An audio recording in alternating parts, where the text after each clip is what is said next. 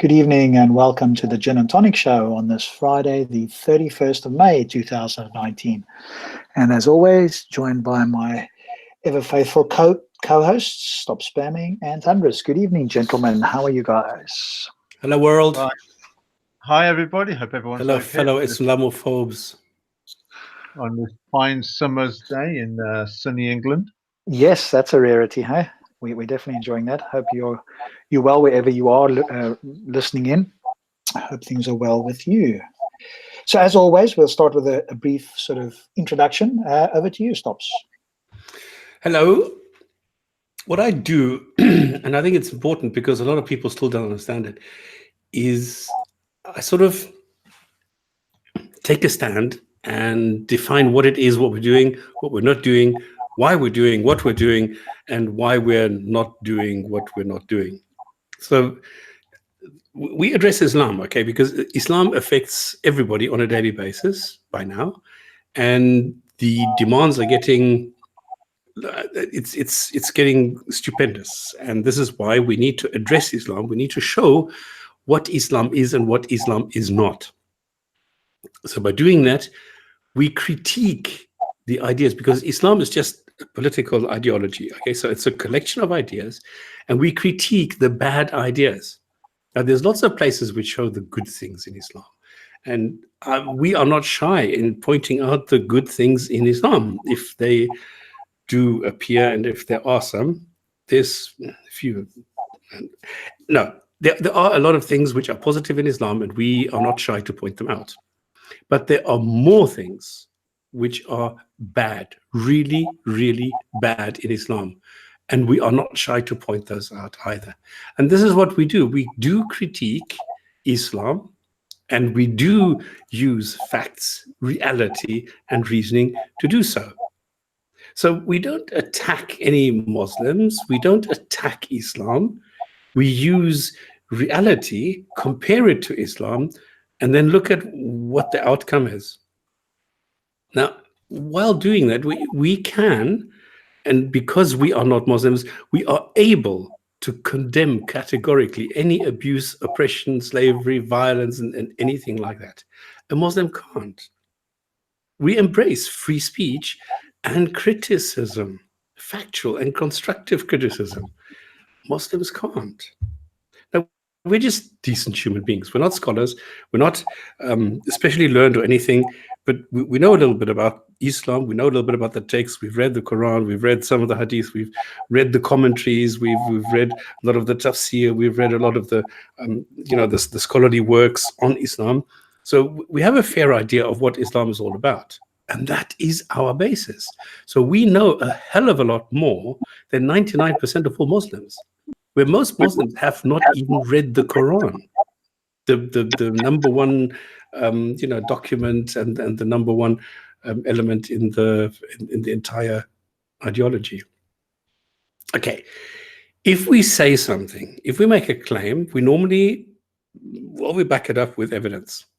But if there is something that you want to comment, question, correct, then do so. You are free to do so. As far as I'm concerned, as far as I know, this is the only English-speaking, non-Muslim show, call-in show, where people can join, where people can ask questions, where anything goes. You can ask anything, you can comment anything. There's no restrictions here, unless you want to incite violence or something, then of course you're going to get chucked out. Or if you want to come in here and just play porno or something like this, that's not what we're about. You will get chucked. So this is our prerogative. It's our show. This is the way that it works. But if you are curious about Islam, then this is the right place, right? If there's anything that you want to know, come and ask us. We're going to do our best to answer. And if we don't know, we will say we don't know. Last thing is, don't go to Patreon. Don't go to PayPal. Don't go. We are not begging for money. This is free. We are just doing this just as a service. We're just sharing the information that we have, the knowledge that we have about certain areas in Islam, and that's it. So there we go. One thing I do want to start off with, and this is quite amazing. What is being done at the moment in the UK is that a group came up with a definition for Islamophobia. because they're saying that Islamophobia is rooted in racism. I don't know how that works, but Islamophobia is rooted in racism and is a type of racism that targets expressions of Muslimness or perceived Muslimness. That is totally stupid. That's not only ignorant and false, it's stupid to say something like this. How can anybody be accused of being a racist who targets somebody being a Muslim? I mean, everybody is throwing around this word Islamophobia. Everybody tells me I'm an Islamophobist. Now, what am I? Islamophobe. I'm an Islamophobe. There we go. Why am I an Islamophobe? I don't understand this. Because the funny thing is they immediately turn it around and say, well, yes, I'm very fair when it comes to criticizing Islam, but I'm very unfair when it comes to criticizing and attacking Muslims. Now, the funny thing is I don't attack Muslims. If somebody comes to me and tells me I'm an asshole, I'm going to defend myself. I'm going to ask him, why am I an asshole? And when he comes up with gibberish, I'm going to tell him that's gibberish. But that's not attacking a Muslim because he's a Muslim, because he's an asshole. So this is quite funny. A lot of city councils have accepted this because they don't know better. So somebody comes to them and says Islamophobia is racism. And they think, oh, it sounds okay. It's not. Islam has nothing to do with races. Muslims have nothing to do with race. So if I criticize anything in Islam, I'm not criticizing any specific race. So what is a characteristic of race? Well, do we have races? No. Do we have races? Yes. It depends on how you define race. Now, for me, it's the observable difference between human beings in skin color or in features which are common to a specific group. That, to me, is race, the same way as it works with other animals. I mean, in taxonomy, we don't have racism, but races, but this is the way they work. But to make it easy, I just go along with it. So yes, I say that a Chinese person is a different race than a black guy from Zambia, simply because skin color, eyes, nose, lips, and a lot of features are different. And you can find them in the DNA. So a certain group has commonalities which is found in the DNA. And that is what I call a race. If I'm correct on this, I don't know. But I'm open to be corrected. So if anybody has a better idea, go for it. I'm not a bigot. I can change my mind. So that's it. So this is a feeble attempt, a really, really feeble, dishonest attempt at bringing in blasphemy through the back door, so that you're not allowed to criticize anybody being a Muslim or the reason why they are a Muslim. That's crazy. That's absolute crazy. It's so dishonest. Yeah, I totally agree. Thanks for that. That's a short intro, by the way, in case you were listening to stops. If you want his long intro, we've got a 2-hour show coming up afterwards. No, that was brilliant, stops. And I totally agree. I totally agree that this is trying to bring in some form of something equivalent to racism through the back door, right? Desperate to try and get this in, because then they can use certain laws which they can't at the moment, right? So anything they would deem Islamophobia or quote unquote hate, which is just subjective terms that somebody decides meets their own subjective criteria, then they've got more force for it. And I think, fortunately, one of the few times the government seems to have decided they're not going to embrace this, at least at the moment. Let's hope it stays that way. And we're coming to an end of Ramadan. We nearly made it. But sometimes with situations like this, when you're banding out words and reinterpreting what words mean, even though they may not implement it yet, it could be putting it out in the public's consciousness that this is the direction that it's going in. So even though it might not be implemented now, that doesn't mean to say in 2, 5, or 10 years' time that it will not be implemented then at a later date. But already the word has been bounded out. And the alarming thing in all of this is we've seen in the past, say, 10, 15 years, certainly I have, words are now beginning to mean different things. They don't mean the things that they did 5, 10, or 15 years ago. Attitudes are not what they meant 5, 10, or 15 years ago. And we're seeing a proactiveness on people's part to be offended. And this proactively offended mentality seems to be spearheaded by the religion of peace. and the self-proclaimed religion of tolerance, which seems to be the most offended, yet at the same time the most intolerant. Work out that paradox. Yeah, and you've made a good point there. Once you put something out into the quote-unquote public consciousness and you repeat it enough times, people start to believe it, right? They're not going to research it for themselves.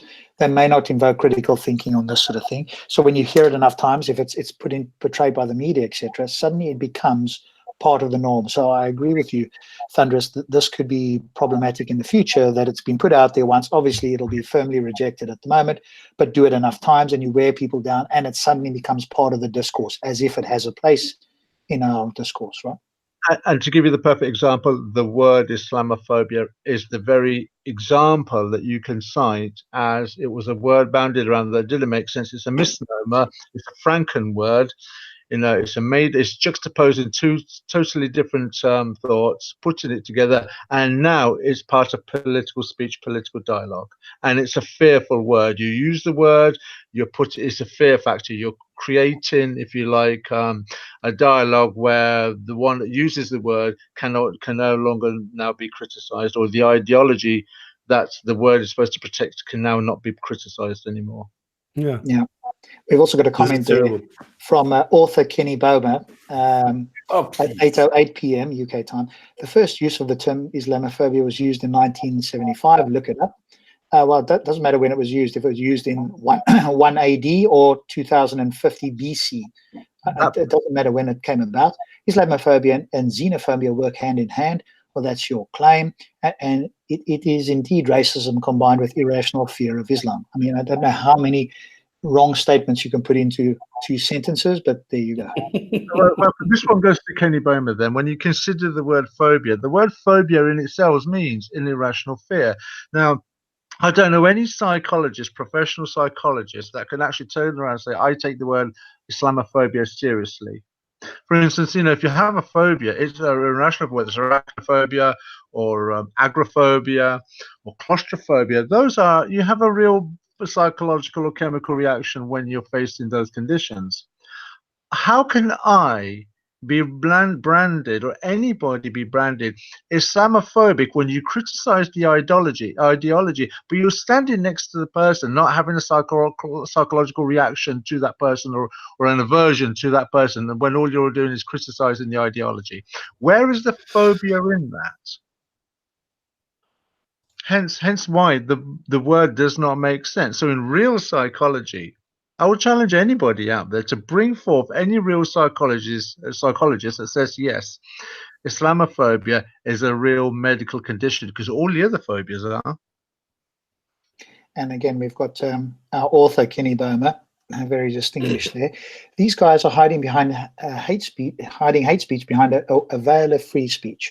Well, I do encourage Kenny Bomer to consider that, because where he lives, transgenderism, homosexuality, etc., is on the rise. And at some point, when they do sort of wake up to the Islamophobic and transphobic nature of some passages in Islam, they will consider that hate speech. And then, Kenny, presumably you will agree that should also be prevented. So we'll wait to hear from you as to when that happens, and that you agree that the transgender community or the homosexual community, you'll agree that they see part of Islam as hate speech, and therefore it shouldn't be tolerated. So we'll wait for that day when you come and agree that's on the show. Thing is, a quick update, because Kenny Bomer promised me a couple of weeks ago that he was going to send me his book after I paid money. But he hasn't. He decides that I fulfilled all the requirements, to receive the book which he promised, but he decides, nah, I don't qualify. Again, he's moving the goalposts, and he wants me to, I don't know, hop on one foot while tapping my head or something, just to appease him, just to please him, just to suck up to him and lick his boots. Otherwise, he's not going to send me his fucking book. This is how dishonest this guy is, okay? He promises you one thing, and then when we actually spend money on this because you trust him, he changes his mind. No, I won't do it. Maybe I'll do it in I don't know, May next year or something like this.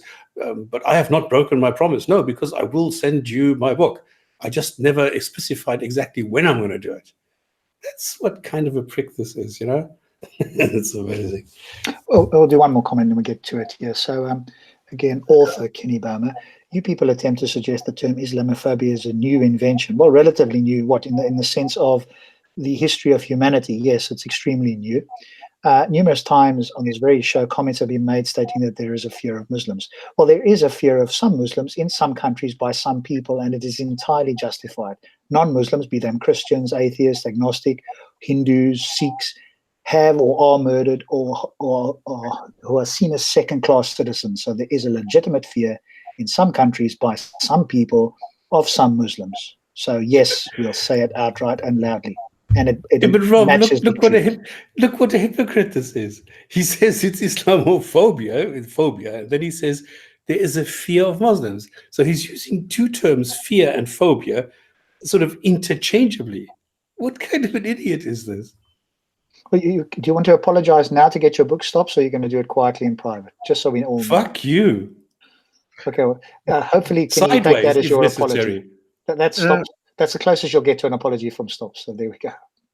Can I just conclude on the Islamophobia thing? Please. Particularly to all the Muslims that are listening, and also the non-Muslims, maybe more so to the non-Muslims, but also to the non-Muslims who have friends that are Muslims, but also Muslims who claim to have friends that are non-Muslims. And the point I want to bring out with reference to Islamophobia is, Kenny Berman makes the point that it's a word that was around since the 70s, and I've certainly been around since the 70s, and it's not a word that I've ever come across. But I certainly know that as an ideology or a part of a manifesto, hating those that are not of a particular religion does actually originate with Islam. After all, Allah himself says that non-Muslims are the worst of creatures. Now, it's one thing to turn around and say, I do not like a person because of a particular color. And there are human beings that have that particular mentality for whatever reason. But when your God says that if you do not worship me, you are the worst creature out there. You're less than a dung beetle. You're less than a rat. You're less than any particular creature that you might consider to be offensive. Whatever creature you find offensive, well, a human being that's not a Muslim is even worse than that. So to all non-Muslims that have friends as Muslims, if that is the manifesto of the God that your friend worships, then the Muslim is under compulsion to follow and accept that ideology and accept that that is the manifesto that they need to uphold to, because that's what their God demands of them. And to the Muslim, that is the same mindset that you have as towards from your Allah, that all non-Muslims are the worst of creatures. So those people you say are your friends, they're not your friends. In your mindset, they're the worst of creatures on planet Earth. That is black and white. It's binary.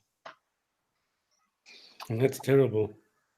So if we're going to ban people or tarnish people for what you can perceive as Islamophobic, then by implication, you have to remove Islam from society as an example and spearhead the removal of Islam and Muslims that want to uphold that ideology away from society.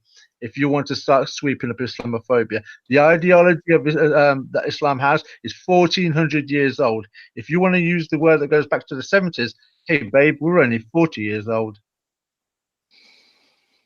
Yep. And on that note, just one last thing, Rob, because I saw somebody asking about the Aaron Ra and what's his name, Subur, in Speaker's Corner. I only saw the first couple of seconds and I just heard the same old thing. So I stopped because Subur really doesn't understand evolution, doesn't know what is going on.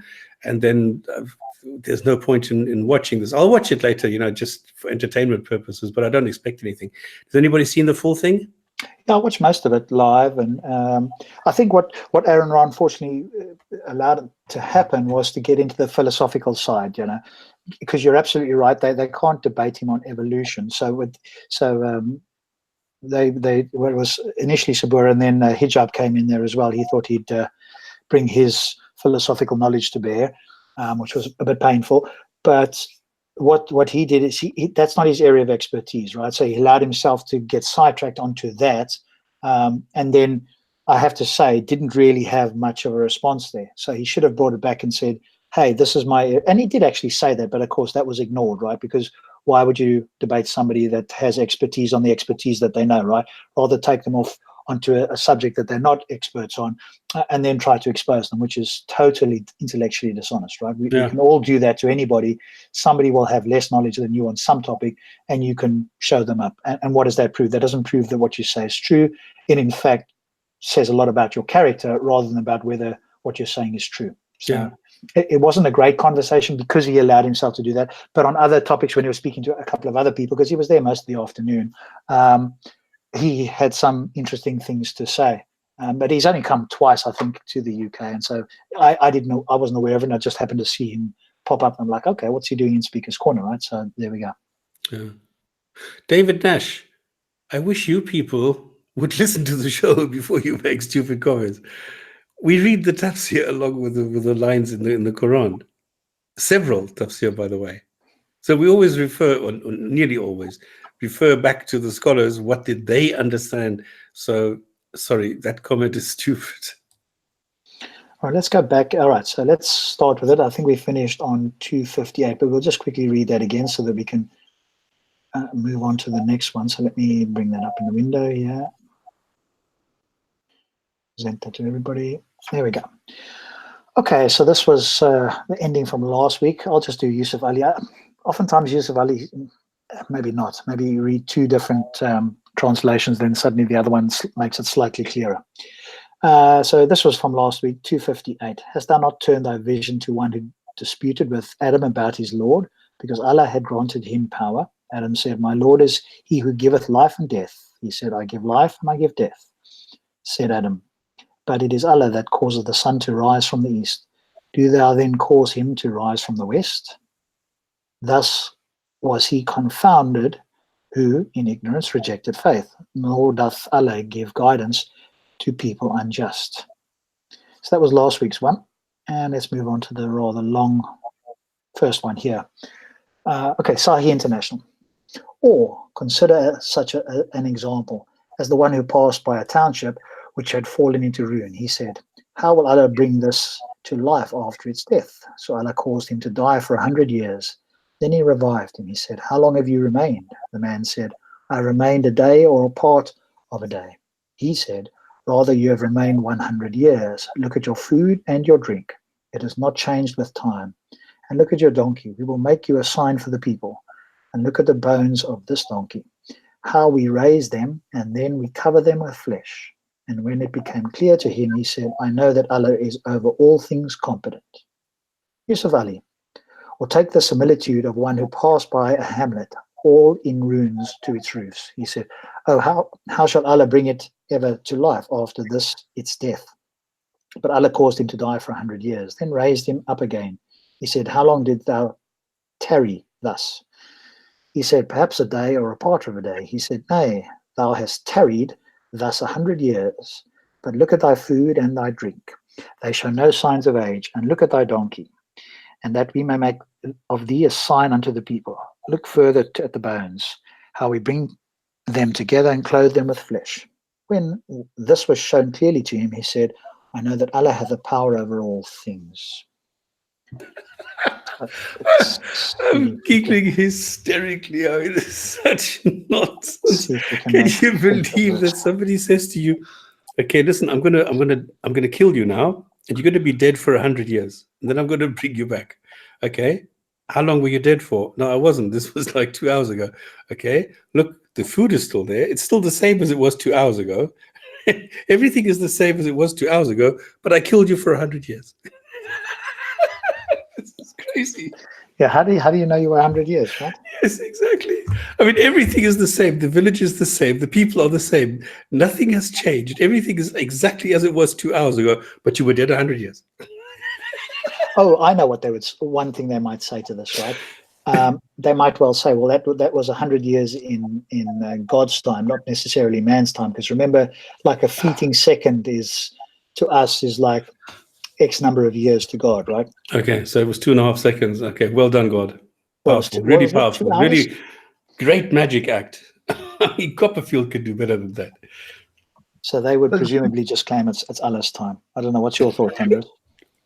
My thought is this was a book made clear, easy to understand. It has been in heaven since before the creation of the universe. I'm getting fed up of saying this every week. And yet, where is the story? What is this narrative? How does it help mankind? What do we learn from this? What is the point? What's the message? So presumably the message, again, just playing devil's advocate, presumably the message is to show this fella who we now see in the tafsirs is Ezra, apparently is Ezra, to show him the power of God, right? Because he was wondering how, God could repair all of this after, it had been in ruins, etc. So God said, well, I'll show you. I'll first kill you and then bring you back to life. And when the man sort of was resurrected after seemingly very little time from his point of view, which he seemed to be correct about because nothing, as Stops had said, had gone off and the donkey was still there and everything was seemingly the way it was.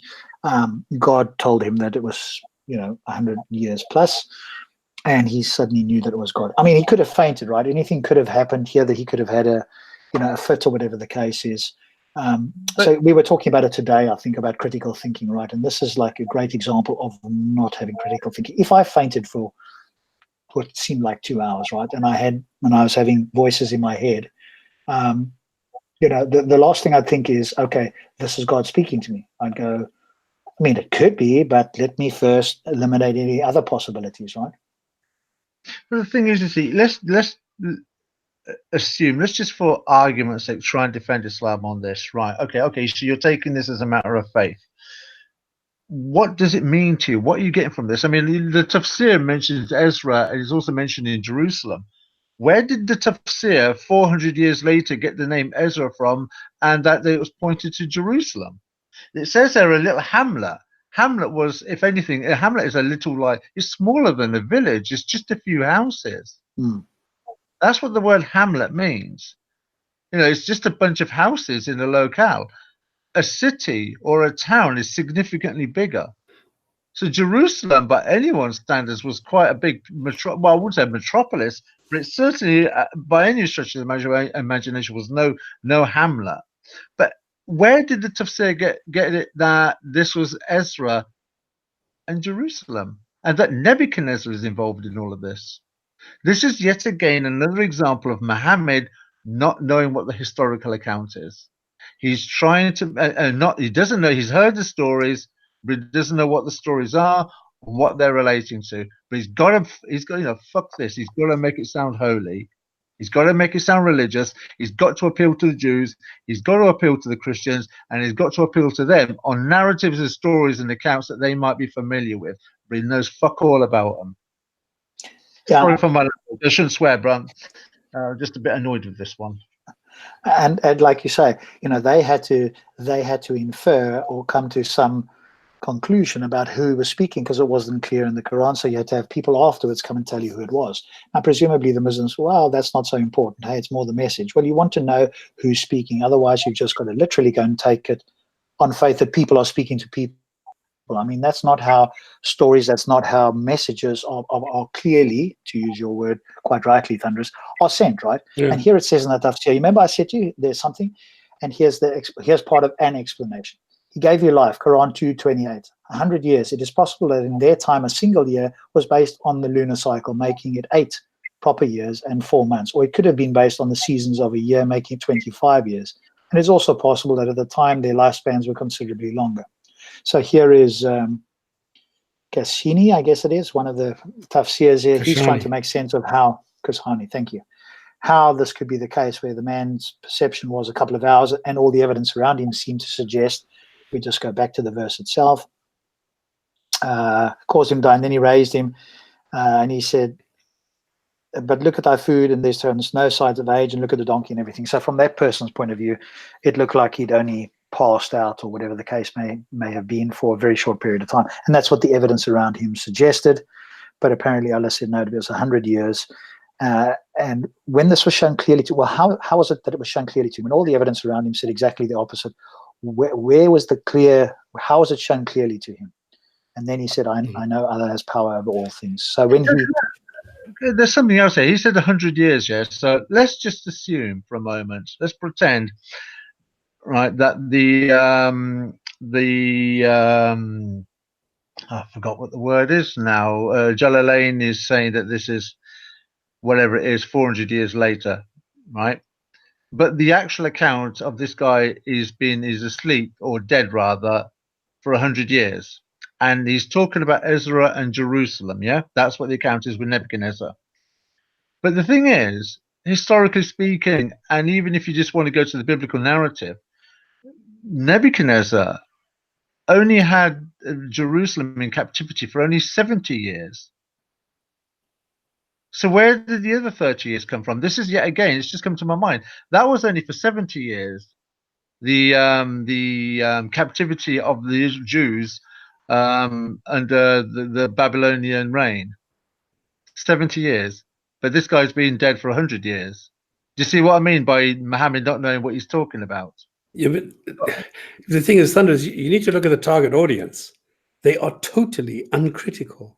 They are But this is a book made they will clear. not question anything. You just tell them, look, you were dead for 100 years, and all they will go and say, oh wow, Allah's so powerful, and that's it. You know that. I know that. But when you strip this down, when you strip this account down, it falls apart at every angle that you look. Yes, of course it does. But because the people in those days did not know these things, and they did not want to know. They wanted to be impressed. They loved their magic tricks. But again, just a comment while we're still on this verse as well. David Nash, who says somewhere up in the comments that he lives in Jerusalem and he converted to Islam 2 years ago, and his life has been way better, alhamdulillah, for him.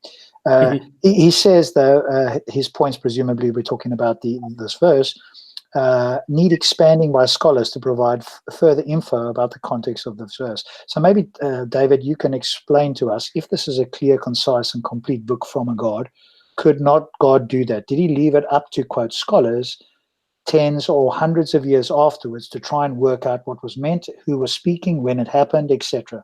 Could God have not done it? And if you're an honest Muslim, you would say, yes, God could have done it.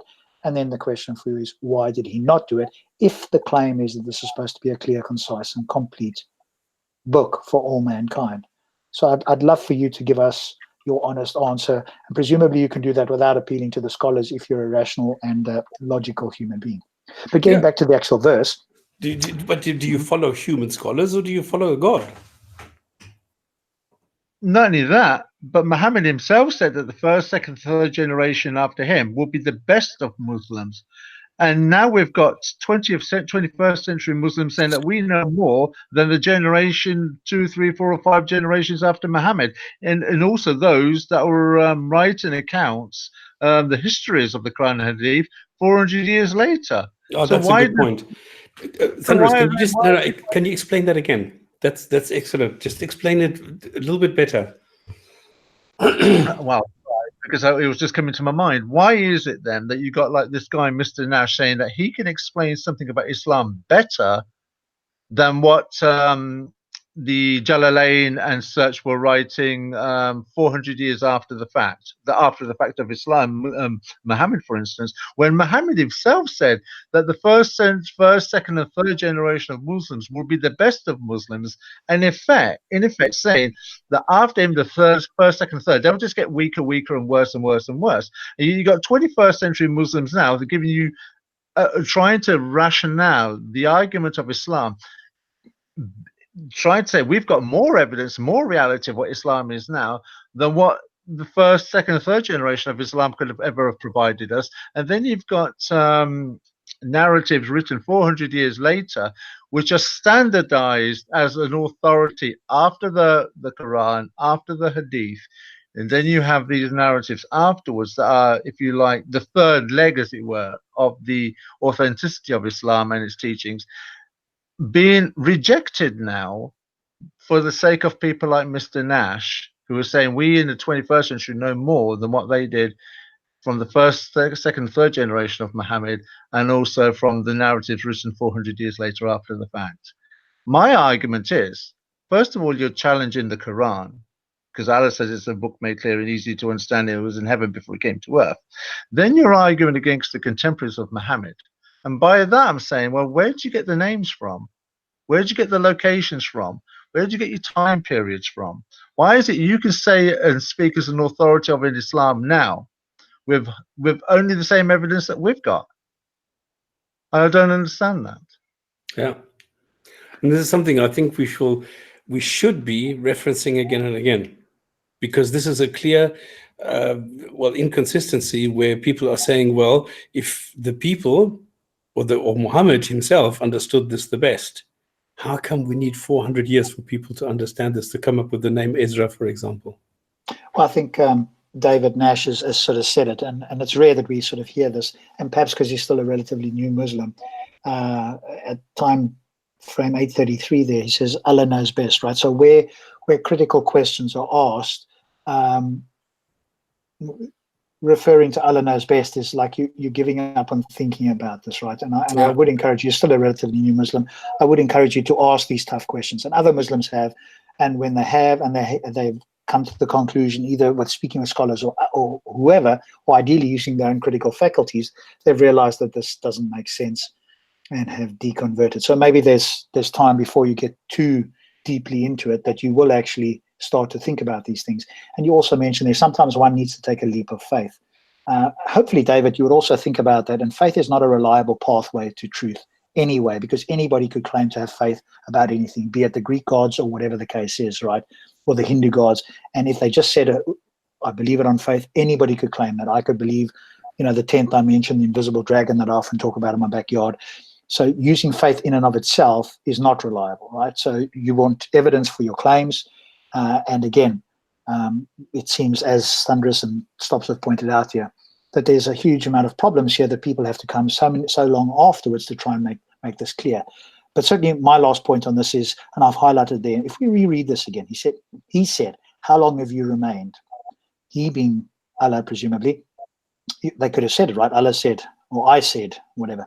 Man said, I remained a day or a part of a day. He said, rather, you have remained 100 years. Okay, now's the bit comes here.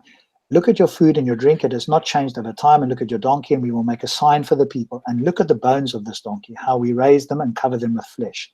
And when it became clear to him, he said, I know Allah is competent. So from the evidence of it being a day or two, somehow that's clear to him that he was, in fact, 100 years. Maybe I'm missing it, right? I could be misreading this, and maybe either you guys or somebody in the panel or a viewer can clarify. But it appears to be that the evidence and everything that's said there shows that he was only, asleep for or away or dead or whatever the case may be for a day or a part thereof, and all the evidence shows that. But somehow, and when it became clear to him, how on earth did it become clear to him when exactly the opposite appears to be the case? I think this is, but there's a principle in some religions of faith that they call let Scripture interpret Scripture.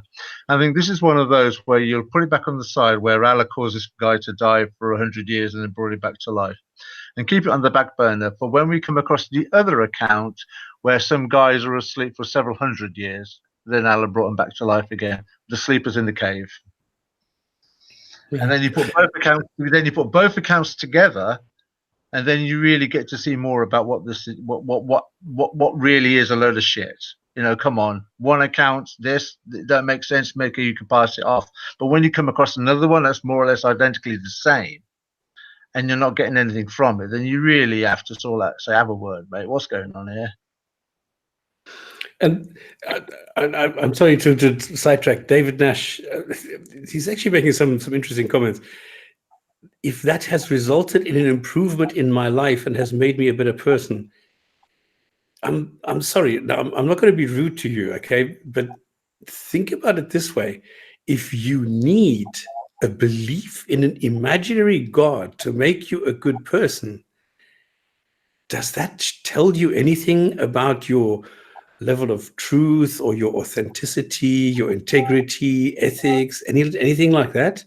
If a belief in an imaginary being makes you better, there is something wrong than if reality makes you better? I mean, can reality make you a bad person and then you believe in a God and you become a good person? Is that really what you are asking? Are you passing off all responsibility to this God who then says, well, you're not allowed to rape people, but if I'm not telling you not to rape people, then you will rape people? Is that the way you work? That doesn't work. Come on. That's ludicrous to go and say, I go and blame Allah for everything because I'm not the one to blame here. If I do something bad, it was my God who created me bad. And if I do something good, then this is also the God who created me as a good person. And if there is no God, I'm going to be a bad person. That doesn't work, really. The thing is as well, is to look at the God and look at the prophet that are saying this to you. One of them says that a non-Muslim is the worst of creatures. He basically wants people that follow him to go out and kill people that are not following him. Then you've got a prophet whose example is a man that at 52 years old marries a 6-year-old girl and has sex with her when he's 54 and he's 9. I mean, for crying out loud, and you're saying these two people have made you a good person. That's like me saying, well, actually, I do a bit of charity work now. I'm a better person because I used to hang around Jimmy Savile. So I'll be slightly more charitable than my two interlocutors tonight. I'm not always that way, but I will be today. So a couple of things, David. When you take a leap of faith resulting in improvement in your life, nobody's going to argue that there couldn't have been an improvement because you believed something. What we care about is whether your belief is true, not has it done something for your life, because anybody could claim the same. Hey, I believe there's an invisible dragon outside. It speaks to me in my dreams. I have a much more peaceful night when I sleep. So believing in this peaceful dragon gives me better night's rest. You can't argue against that, right? But it doesn't make the claim of the invisible dragon giving me a better night's rest true, right? So that's the point. Do you care about what's true?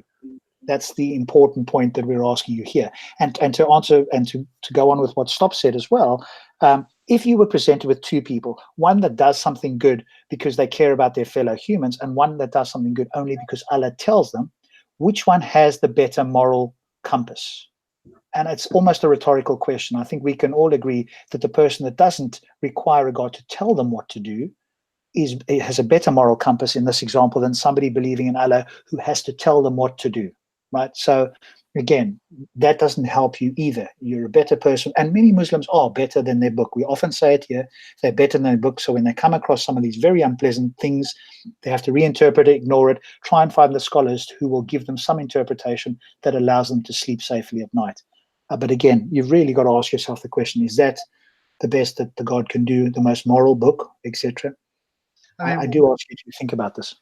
But also, in what way is he a better person? In what context? Are you a better person from, say, an objective society point of view, or are you saying that you're a better person from the objective that Allah has given you? Are you saying you're a better person now because you now beat your wife? Are you saying you're a better person now because you hate your fellow man because he doesn't follow the religion that you follow?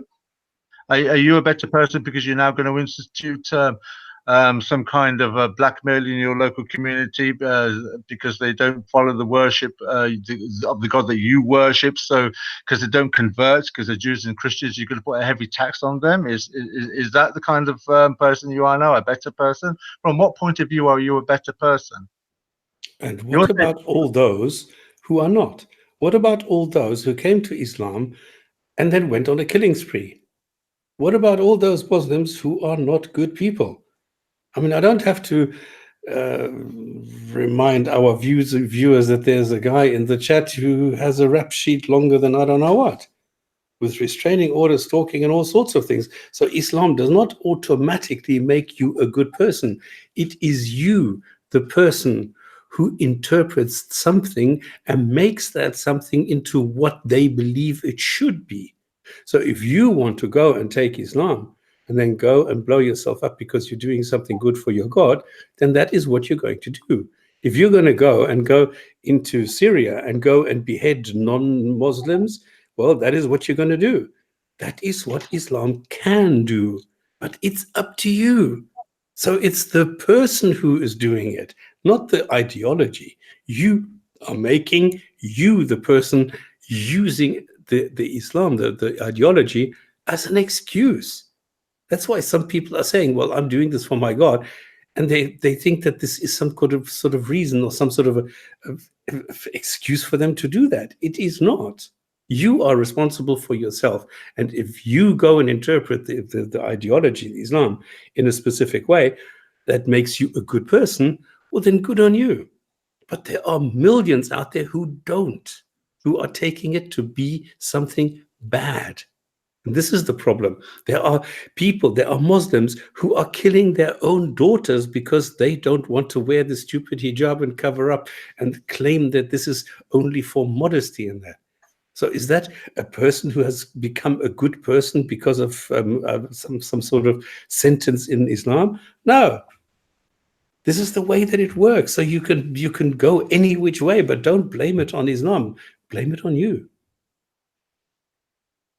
And I think I'll just share this again, so it stops us mentioning this. If I present this to everybody here, let's just do it this way. How do we do it so that we can? There's the view on Islam, the moderate side of Islam, right? And they did a Pew poll. Here it is, Pew 2013. So just in case you think we're cherry picking this, death for leaving Islam, around 584 million people. Death for adultery, 784 million.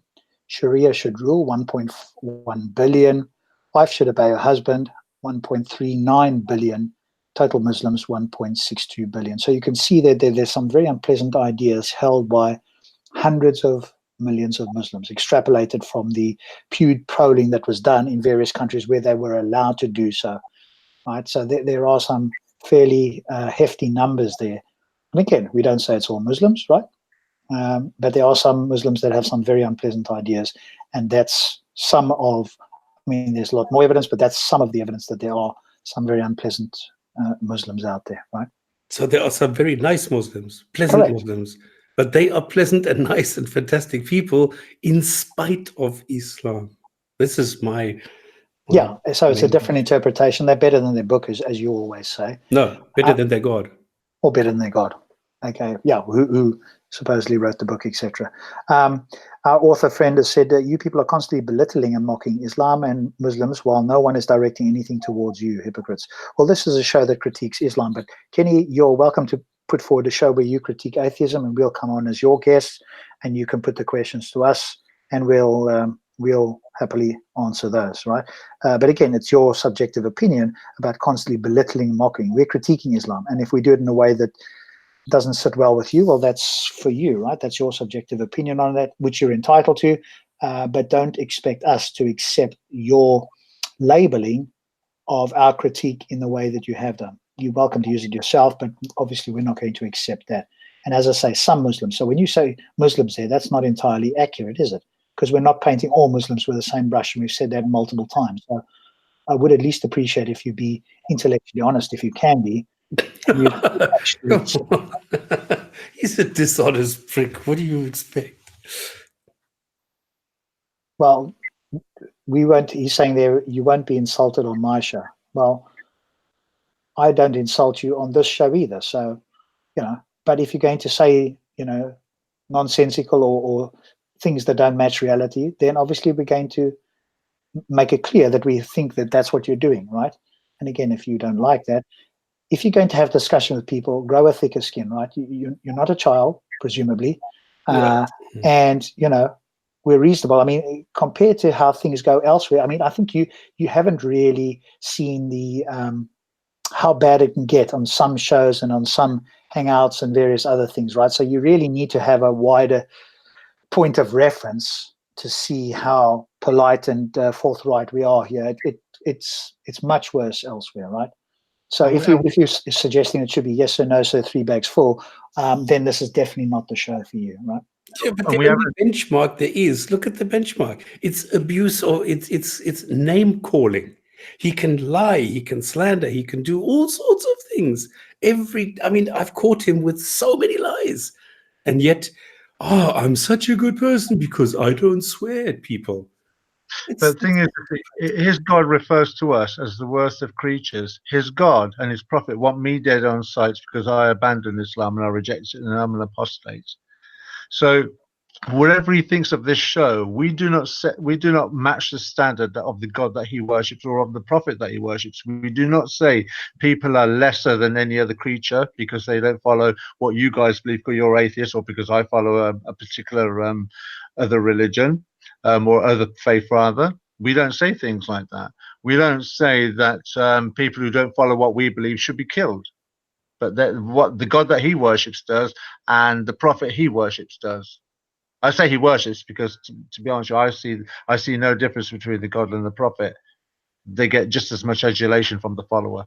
So Kenny Bomber needs to look at his own standards of the faith that he supports in comparison to those who criticize it, because we don't have the same moral standard of their God. In fact, their God and his prophet don't even have a moral standard, yet we do.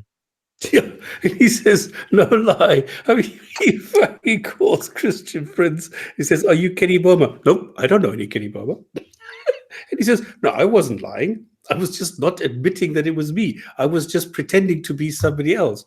No lie? No, not at all. This is what, this is the double standard that I hate so much. If somebody's a dishonest asshole, okay, cool. Let's get number two. That's fine.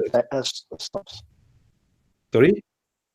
Yeah, let's not get too distracted. We could have a whole show on it's stupid. I try and ignore it, but then I always get back to it. All right, let's move on. I think we've thing had a look at this verse and suggested this is.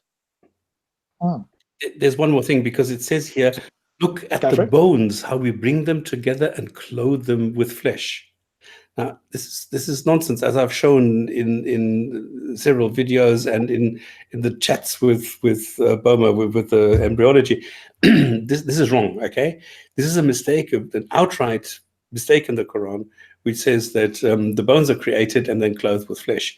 This comes from Aristotle. This comes from Galen. This comes from the old Greek medicine, which is wrong. And you can see this in several of these texts, how the Greeks proposed this, and this made its way into the Quran.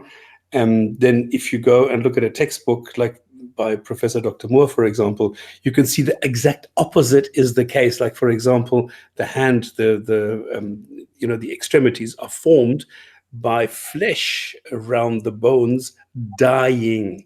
In other words, it's the opposite of what the Quran says. The Quran says we clothe them with flesh. In reality, the flesh dies. But how do Muslims? What I never understood in this is, when you look at this ayah, how on earth did this point here about this guy being killed by Allah, then resurrected 100 years later, has any correlation or relation with embryology? Nothing. It's showing off. It's strutting. It's just this is what hijab does. This is the only thing he knows what to do. He is an actor. And this is exactly what's happening here. This is some actor who is standing on a stage delivering his lines. And then he says, oh, and by the way, look at the bones. I did all that. You have several topics in one sentence, showing off, trying to impress the people with little parlor tricks. Sure. I'm not challenging that. What I'm asking is, how does embryology find its way in this ayah for people to make the link? Oh, Allah's talking about embryology here, that when a person's in the womb, this is the formation of a human being, the process. I don't see that here. I just see that when a person is dead and they're lying on the ground, eventually the flesh is eaten off and worn away and blown away, so you are left with just a skeleton. And then he's basically saying 100 years later, I resurrected you. I took that skeleton to put flesh back on it. Now, if that's what the verse is trying to say, I could say, fine, I could see what you're trying to say there. But how do you make the link to embryology? Well, you can't really. It's just... No, that's the point. You can't. They've just taken... mentioning bones. Because it's mentioning bones, this is the... Well... the context. It is the creation of the human being, because I mean we're looking at creationism. So if you mention bones, it automatically is in this context. But I don't see creationism. What I'm seeing there is a God saying, I killed you, then I resurrected you. The natural process of the body decaying is that at some point there'll be just bones left there. So after 100 years, there must have been just a pile of bones, and then God resurrected him by putting the flesh back on the bones again. That's what I see. This is not talking about the resurrection. This is the original creation. But how does anybody get to the original creation in this account here? No, you can't. It's just stupid, just arbitrary. Exactly. So this is yet again another example where people have just juxtaposed or mixed up two or three narratives together in a desperate attempt to make the Quran seem scientific and real and credible and divine. Just to impress people. Yeah. So it's got no link to embryology at all. And if anybody can look at that and prove that there's a scientific miracle or revelation being revealed there and that it has any link to embryology, please show me in this text, in this book made clear, in this book easy to understand, this book that was created before the physical universe was, show me how you arrive at embryology in this ayah. Yeah. Okay, so just a quick thing, because I forgot to say it as well. There'll potentially be an after show for those who want to on Discord. I will post the link for Discord so you can join us if you want to speak. That's where anybody's welcome to come and speak. If you are a Muslim and you wanted to join us on this show to try and explain some of these verses, then you're welcome to contact us. My Facebook is not operational at the moment, which I'm working on. So we'd have to find a way to do that. Stops, I'm not sure if you know of a way, but what I am doing at the moment is just pasting the Discord server link. So it's now in the chat there. So if you want to join us and chat after the show, then that will be the link available to you there. So let's move on to 260. Excuse me. Going a little slower tonight, but that's all good. So 260, Sahih International. And mention when Abraham said, "My Lord, show me how you give life to the dead." Allah said, "Have you not believed?" He said, "Yes, but I ask only that my heart may be satisfied." Allah said, "Take 4 birds and commit them to yourself. Then after slaughtering them, put on each hill a portion of them. Then call them, and they will come flying to you in haste. And know that Allah is exalted in might and rise." Yusuf Ali. Hang on, let me just do Yusuf Ali. When Abraham said, "Show me, my Lord, how you will raise the dead," he replied, "Have you no faith?" He said, "Yes, but just to reassure my heart." Allah said, "Take 4 birds, draw them to you, and cut their bodies to pieces. Scatter them over the mountaintops, then call them back. They will come swiftly to you. Know that Allah is mighty and mighty wise." Just to the audience out there that are listening, two of the people on this panel are atheists, and I accept intelligent design, so I actually believe there is a God. I'm not trying to do any apologetics here, but if there was an opportunity for me to defend Allah, I would defend him. I see this character as being totally indefensible, absolutely. And this is no wonder why he hated the Jews, because when he was giving narratives like this, the Jews must have laughed at Muhammad, must have absolutely mocked him. Really? He come up with this? What does any of this mean? This is yet again just word salad. He's just padding out his nursery rhymes, his rapping or his poetry, whatever he was doing in his time. This is just totally meaningless. What do you get out of this? It's like a McDonald's. There's nothing, of any benefit. There's nothing nutritious in this. Again, if he wanted to show his power of resurrection, you could think of a more moral way, right? He could resurrect something that had already died, right? To kill 4 birds and to, quote, cut their bodies to pieces sounds a bit bloodthirsty, when presumably there would have been some dead animal somewhere in the nearby vicinity that could have been raised, right? Especially if it only had bones. That would have been quite impressive, right? But to put the pieces of birds onto hills here and there, and then to call them and some birds to come, how do you know that there weren't other birds on the hills, right? Or birds that came over from behind, or whatever the case is. It just seems like he could do a lot better to establish his ability to resurrect life in some way, right? But this is where you have to get other accounts of Islam and bring them together, because you also have the accounts where Jesus is supposed to have made some clay birds and brought them to life. So it kind of fits in that hadith that goes along there. Then you have the accounts later on in the Quran where Solomon and the hoopy bird. So when you look at birds, it's almost like when you put it all together, for the audience of Muhammad's time, it's going to sound a lot more real than it really is. It's not just an isolated account here. There are other accounts that you can bring together, and it adds a little bit more substance for the naive and the obtuse that were listening to Muhammad at the time. Stops, you want to add anything there? No, I can only laugh. Yeah, definitely not the best account of showing your power and wisdom, right? You could definitely do even better than that, right? And that's just from us normal human beings. We're nothing special, right? But we can imagine how you could be more convincing than slaughtering some of your creation, cutting them to pieces, as I say. So again, we have to call into question the morality of this God. 261. Sahih International. The example of those who spend their wealth in the way of Allah is like a seed of grain which grows 7 spikes. In each spike is 100 grains, and Allah multiplies his reward for whom he wills. And Allah is all-encompassing and knowing. Somebody, by the way, asked me this. I think it was another Muslim that is not particularly, is rather reluctant to come on the show, should I say. He said, where does it say all knowing? And here it is, all encompassing and knowing. So this is all encompassing, all knowing. There's one version of it, right? There's many places you can look this up. Presumably he's not read the Quran to know that himself, which is a bit troubling. Yusuf Ali, the parable of those who spend their subsistence in the way of Allah is that of a grain of corn. It groweth 7 years, and each year hath 100 grains. Allah giveth manifold increase to whom he pleases, and Allah careth for all, and he knoweth all things. There again, all knowing, right?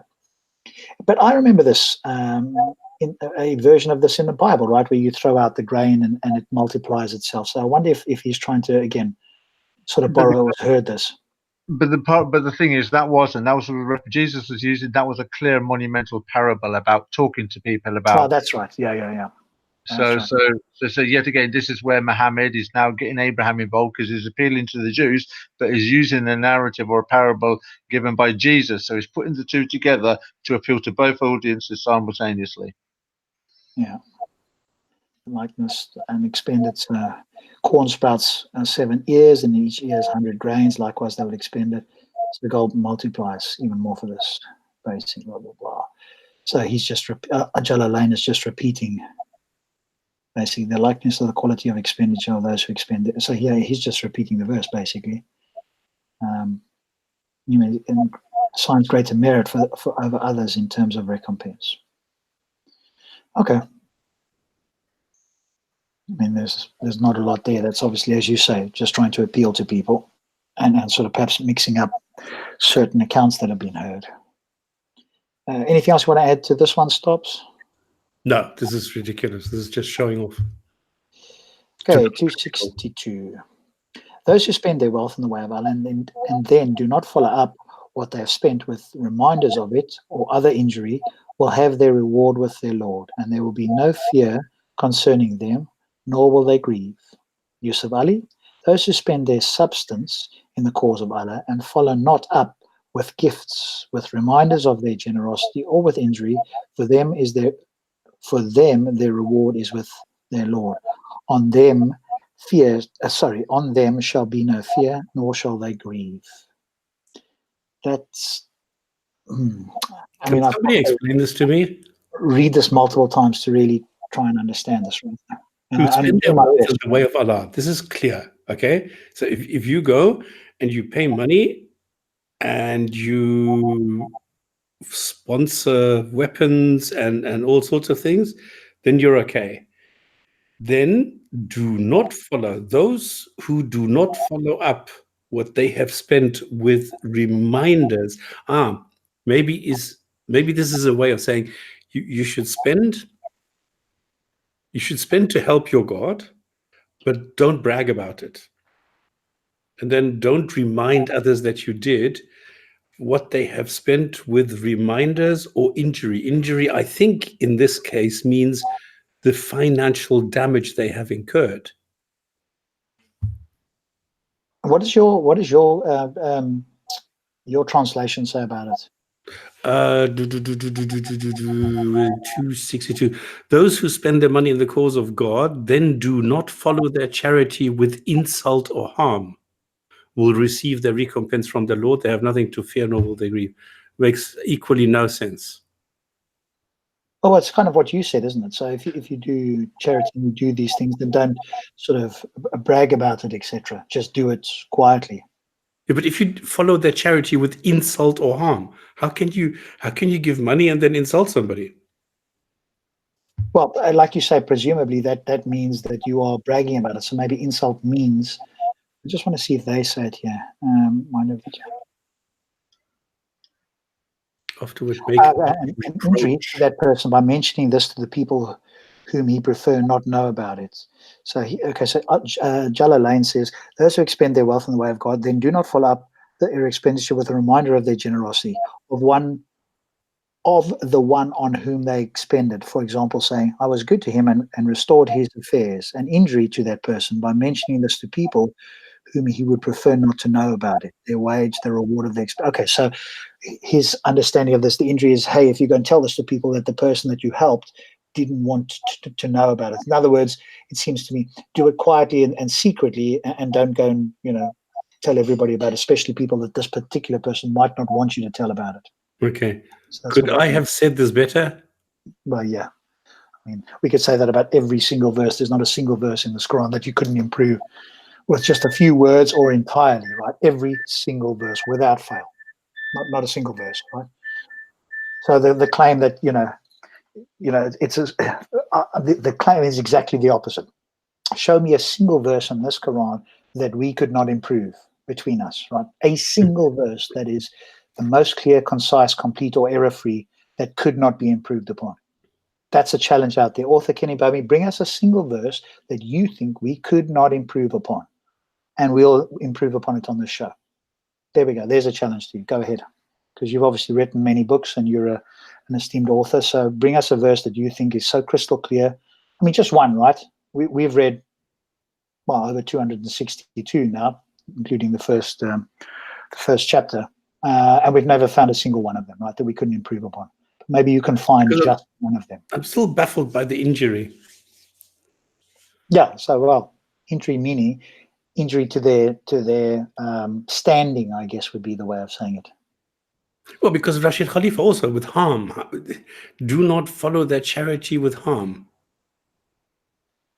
Yeah, I think you could be charitable and go, okay, so harm could potentially mean harm to their standing or their character, right? Among other people, if they, if you gave them this and it suddenly came to people's knowledge in some way that might harm their character or their standing in the community or something. I'm not too fussed about the word injury. I mean, okay. Like you say, you could always write it better, and maybe that's how it was understood in those days. We could be charitable on that, I suppose. Okay, so what is it trying to tell us? If you go spend money, do so quietly. Is that what it's trying to say? Well, here's kind of in a way. Those who spend their wealth in the way of God, then do not follow up their expenditure with a reminder of the generosity. So don't go and tell everybody how generous you were, or on the one who expended, for example, by saying, I was good to him and restored his affairs. So you mustn't do this, right? You must just expend your wealth on people and injury to the person by mentioning this to people whom he would prefer not to know about it. Okay, right? But then the funny story is, if I do that and nobody knows about it, then people, and this is the funny situation, because a lot of atheists donate a hell of a lot of money to all sorts of charities. But then I'm being told by Muslims that Muslims spend a lot of money and atheists don't spend anything, because atheists don't make a big deal of this. So, I've never gone and bragged and said I've spent so and so much on this and this charity, but Muslims do, because it's part of the whole zakat culture, where the money is part of the ideology. So you need to do this. So, it makes it sort of compulsory to brag about how much you are spending, whereas atheists don't. And so if you don't, then you get, accused that you don't. Well, here's a clear verse that tells them they shouldn't do it, right? So anybody that does should be referred to 262 and say, hang on a moment, you're talking about who you give money to, etc. Maybe you need to go read 262. And yes, Kenny, we're aware of that. Thank you so much, in capital letters, as if that helps. Yeah. Wow, simple, help people, but don't make it known. Don't embarrass those you helped. Yes, we get it, Kenny. But it did require, of course, the tafsirs to make that clear, because this verse wasn't clear in and of itself, right? Why didn't you write the Quran? You could have made it so well. Cool. All righty. Andres, I don't know if you want to add anything, or we can move on from this one. Move on. Okay. 263. Sahih International. Kind speech and forgiveness are better than charity, followed by injury, and Allah is free of need and forbearing. Yusuf Ali, kind words and the covering of faults are better than charity followed by injury. Allah is free of all wants and he is most forbearing. At first reading, that sounds like a reasonable verse, I think. The first part, only the first part. The second part is nonsense. The Allah is free of all wants and he is most Yes. forbearing. Yeah. Sorry, I am thinking of the first part of it, yeah. Well, if he's free of need, then presumably you would agree that people wouldn't have to pray for him and be punished if they did, right? No, this is a whatever else. direct contradiction. Human beings and jinn are created for one purpose only, and that is to worship. Yeah. And again, forbearing. Yeah. Cool. Okay, so the first part is reasonable. The second part, yeah, we wouldn't agree with that. Nice and easy. Let's move on. 262. Sahih International. Oh, you who have believed, do not invalidate your charities with reminders or injury, as does one who spends his wealth only to be seen by people and does not believe in Allah in the last day. His example is like that of a large, smooth stone upon which is dust and is hit by a downpour that leaves it bare. They are unable to keep anything of what they have earned, and Allah does not guide the disbelieving people.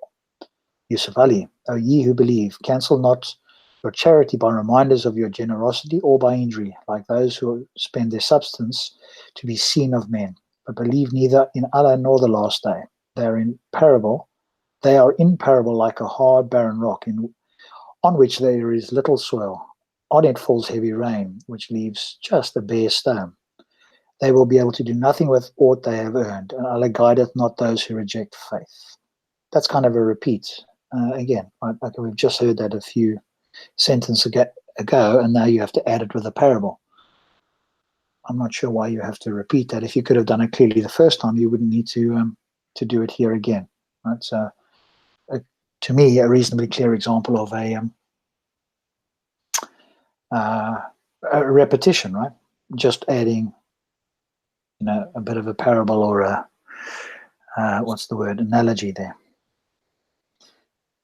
Anything else you want to add there, Stops? No, first part again. Okay, roundabout way of saying the same thing, and then the last part is does not make sense now.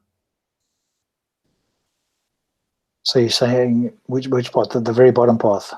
And Allah guideth not those who reject faith. Yeah. I mean, it's nonsensical. Okay, if you reject faith, in other words, you say God doesn't exist, then of course Allah cannot guide you, because it makes no sense that a non-existent God guides you. So that doesn't work. Yeah, I mean that's a trivial statement. Exist, then he can't guide those who don't have faith that he exists because they don't believe he exists. So this is like a really stupid sentence.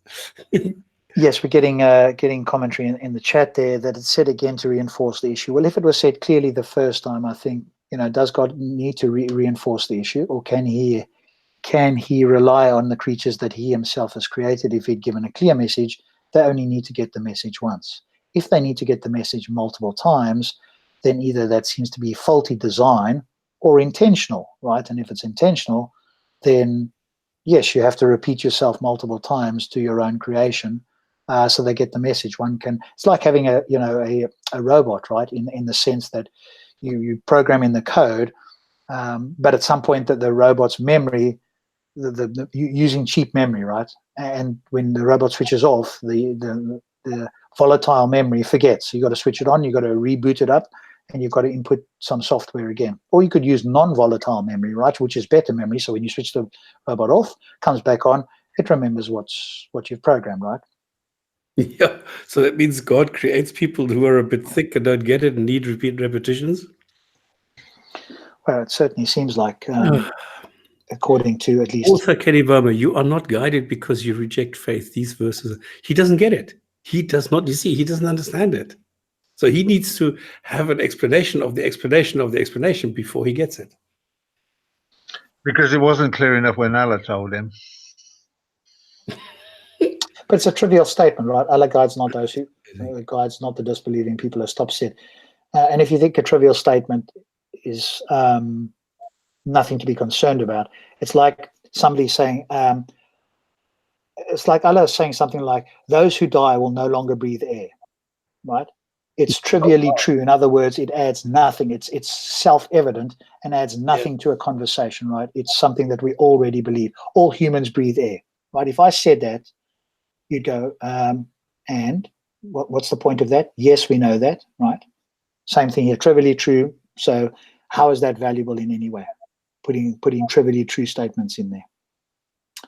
Yeah, but Let's that move person on. with an IQ of 150 should be able to understand this.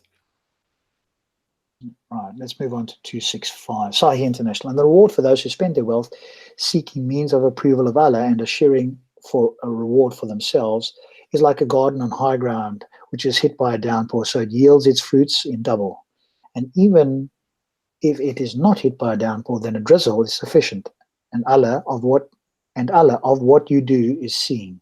Okay. I mean, they could have at least phrased that. That sounds a bit like Yoda there speaking, right? Yusuf Ali. And the likeness of those who spend their substance seeking to please Allah and to strengthen their souls is as a garden, high and fertile. Heavy rains falls on it, but makes it yield a double increase of harvest. And if it receives not heavy rain, like moisture sufficeth it. Allah seeth well whatever ye do. Okay, again, sort of just kind of repeating the opposite thing. Okay, so if you don't do injury, but hey, if you spend your wealth well and do it in such a way like this thing, then Allah's going to be happy with you. So it's kind of saying the same thing, just the opposite, right?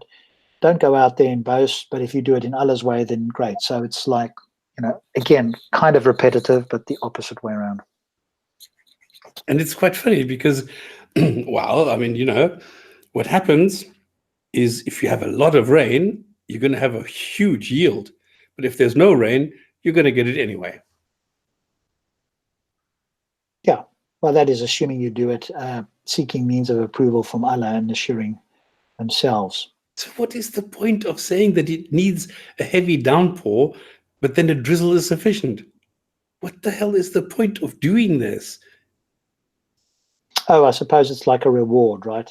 So when you do this, why say it's a downpour, but a drizzle can do it? Why not just say a bit of water is sufficient, finished? Why mention the downpour?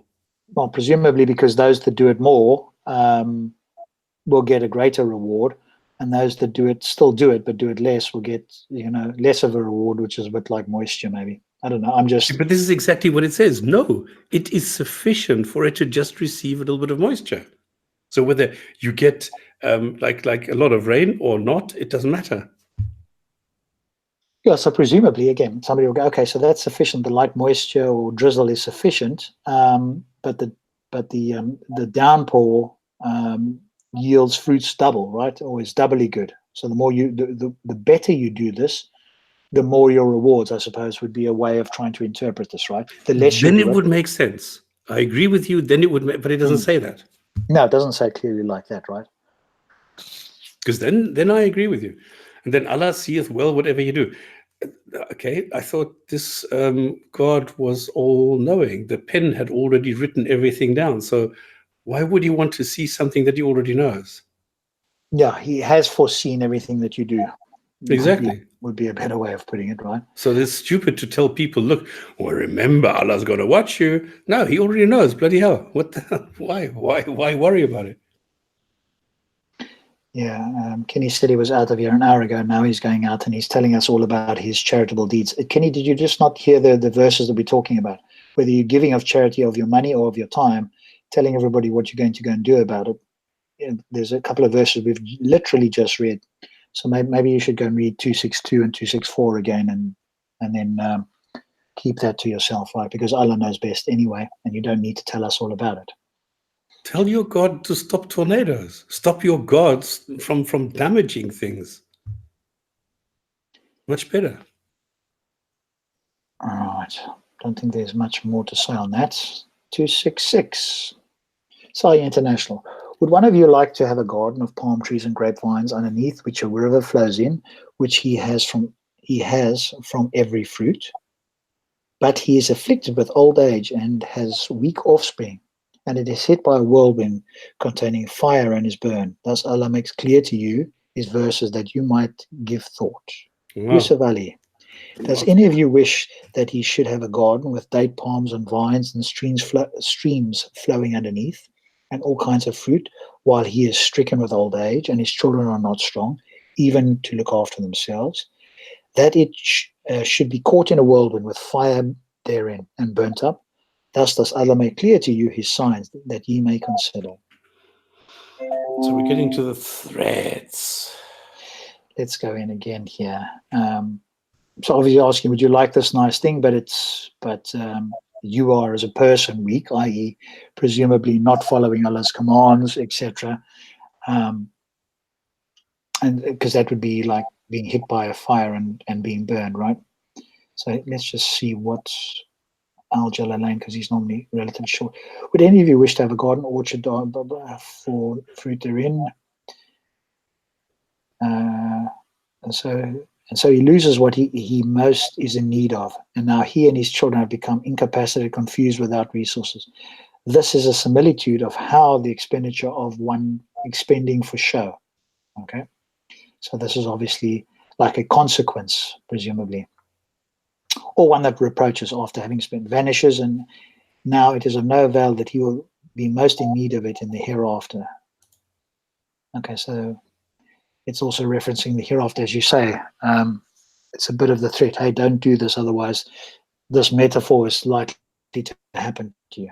According to Ibn Abbas, this is the person who performs deeds of obedience, but when Satan comes to him, he begins to work disobedience until all his good deeds have been consumed. Well, how does that work? Is it like a score sheet or something where your good deeds are ticked off every time you do something bad until they've all been consumed? I mean, it sounds like, one of those sort of game things where you have a list of good deeds. It's like having money in the bank, right? You're in the black, so to speak, as we say over here, and you're making withdrawals, aka Satan's coming to tempt you, and eventually you get to the point where you don't have any money, and then it goes into the red. You're in overdraft, right? So in that way, is explained what has been mentioned. God makes clear the signs to you so that you may reflect and take heed. Yeah, obviously we have a very different definition of what clear means, right? So that is simply a consequence, right, of how you spend your money. Anything else you guys want to end on that? Nothing really. No. Okay, 267. Oh, you have believed, spend from the good things which you have earned and from that which we have produced for you from the earth, and do not aim toward the defective therefrom, spending from that while you would not take it yourself except with closed eyes, and know that Allah is free of need and praiseworthy. Yusuf Ali, O ye who believe, give of good things from which you have honorably earned, and of the fruits of the earth from which you have which we have produced for you, and do not even aim at getting anything which is bad, in order that out of it ye may give away something, when ye yourselves would not receive it except with closed eyes, and know that Allah is free of all wants and worthy of praise. So again, you've got to read it a few times to try and make sense of what it's actually saying. Let's have a look at Al-Jalalain. Oh, you believe, expend, that is to say, purify the good things you have earned of property and the good things of which we have produced for you from the earth. And seek not the corrupt, the vile of it, the above mentioned, for your expending. As it alms is a circumstantial qualifier referring to the person of Tayyamiyah, seek for what you would never take at the vile part yourselves, if you were given it as something due to you, without closing your eyes to it by being careless and mindless. So how do you expect to give that which is due to God from this? What is due to God? Presumably he doesn't have any needs or wants. He'd already said that he didn't need anything earlier on, hadn't he? Yeah, so what is due to him?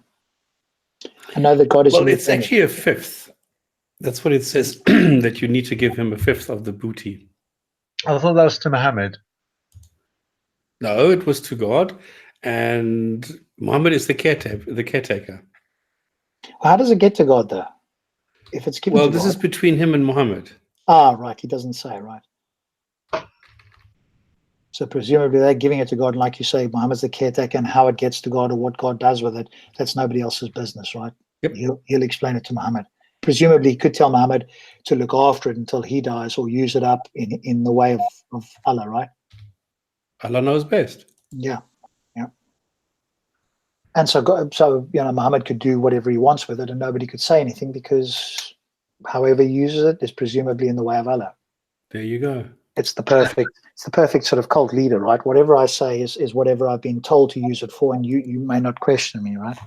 It's a bit like those evangelical Americans that have big preachers that have the big houses and the aeroplanes and that. God wants me to do my ministry faster, or to get from certain locations, or to have this big house. There's a rationalization and a justification for it.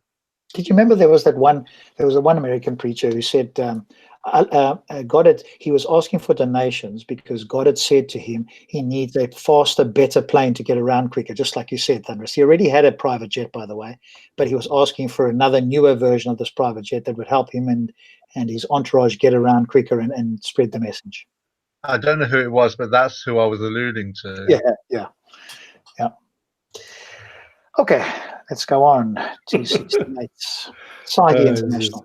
Satan threatens you with poverty and orders you to immorality, while Allah promises you forgiveness from him and bounty, and Allah is all-encompassing and knowing. Yusuf Ali, the evil one threatens you with poverty and bids you to conduct unseemly. Allah promises you his forgiveness and bounties, and Allah careth for all and knoweth all things. Yeah, well, prove that's the case, right? Because when I read these things, it could be exactly the opposite way around. Opposite way around, exactly. Yeah. Yeah, Satan promises you poverty and making you a voluntary almsgiving when you're making voluntary, and so you withhold it. Does anybody know any command in the Quran issued by the devil? I don't know. Not off the top of my head. No. Because the only thing I know from the devil is that it happens in the Hadith, but not in the Quran. So the Quran does not tell you anything about the devil. Quite the contrary. The devil actually warns God not to put the humans on the earth because they can destroy it. Okay. And that when Adam was supposed to bow down to, he was supposed to bow down to Adam, wasn't he? Yeah, he didn't. Yeah. And this is exactly the situation. So the devil is actually much better than God, because the devil doesn't do all these tornadoes and lightning bolts and all these things. This is God who's doing this, not the devil. So, excuse me? Yeah. And again, I think for us, you need to prove that in fact God's the good one and devil's the bad one here, because it could well be the devil's calling himself God and God is the one that's being called Satan here, right? And how do you demonstrate that's not the case? Because Satan threatening you could actually be God who's just. Yeah, but he doesn't. Satan doesn't. Where does Satan threaten you with poverty? Yeah, I don't know anywhere in the Quran where that happens. No. Yeah, but even in the Hadith, Satan never threatens you with poverty. But again, this sort of statement, though, is a statement of it's just a statement that sits out there, right? Because I'd go, well, how do we know that Satan's the bad one and God's the good one? Yeah. Right? And all this is just a statement. It's just following on from the rest, and I'll throw this statement in as well to either scare you or keep you in line or whatever the case is, right? Look at the bad guy, but hey, if you follow Allah, he's the good guy. He gives you forgiveness and bounty, right? But he also requires a bit of that bounty, right? What bounty? Oh, there you go. Life. What bounty do you get from God? Life, maybe? Who knows? Forgiveness and bounty. In my eyes, this is immoral, because bounty in my eyes has only one meaning, and that is something that you get from an illegal act. Yes, in war or whatever the case is, right? Yes. Taking your treasure, right? Yeah, again, they could have used a better word. They both say bounty. Yeah, bounty and bounties, right? So they both say the same thing. Yeah. Unless he's prophesying and predicting the upcoming of a particularly delicious chocolate bar that's chocolate on the outside and coconut in the middle. Yeah, I love that, yeah. Good. Let's move on to Like H&M in 41.4 predicts the clothing store, right? We'll come to that one and then we can have a look at that. Yeah. 269. Sahih International. He gives you wisdom he gives wisdom to whom he wills, and whatever has been given wisdom has certainly been given much good, and none will remember except those of understanding. Yusuf Ali. He granteth wisdom to whom he pleaseth, and he to whom wisdom is granted receiveth indeed a benefit overflowing. But none will grasp the message but men of understanding. None will remember. Okay, so one says none will remember except those. None will grasp the message but men of understanding. So it's really appealing to the ego of the audience now that, unless you're of a particular interest, you're not going to understand what I'm saying. And anybody sitting there is going to want to have their ego and intellect flattered or their ears tickled by saying, yes, we do understand and grasp what you're saying. Exactly. Yeah, that's a good way of looking at it, right? So nobody's going to stand up and say, well, I don't really understand that, right? As the phrase goes, stand up if you're deceived. Yes. Yeah, nobody wants to, admit that. Yeah. Oh, and Beach is just making an excellent point, the previous one, because if the devil is the one who gives you poverty, then if you are poor, then everybody is going to think that you are in cahoots with the devil. Yeah, and how do you get out of that, though, right? Exactly, you can't, because you're poor, so you're with the devil, so I can't help you because you are with the devil. So chuck you farley, you're screwed either which way. Yeah. Okay, thank you. Cool. All right, let's go on to 70. And whatever you spend of expenditures or make of vows, indeed Allah knows of it, and for the wrongdoers there are no helpers. Yusuf Ali, and whatever you spend in charity or devotion, be sure Allah knows all, but the wrongdoers have no helpers. Well, clearly Allah knows all anyway, so yes, he's going to know what you do one way or the other, as well as the wrongdoers, right? Yeah. But wrongdoers have no helpers. To keep them away from the hellfire. Allah accepts it as solely for his count. He also rewards the wrongdoers. Those who ascribe partners to Allah have no helpers who can save them from Allah's torment. Right. Okay, so that's what they mean by, that's what he claims here about no helpers.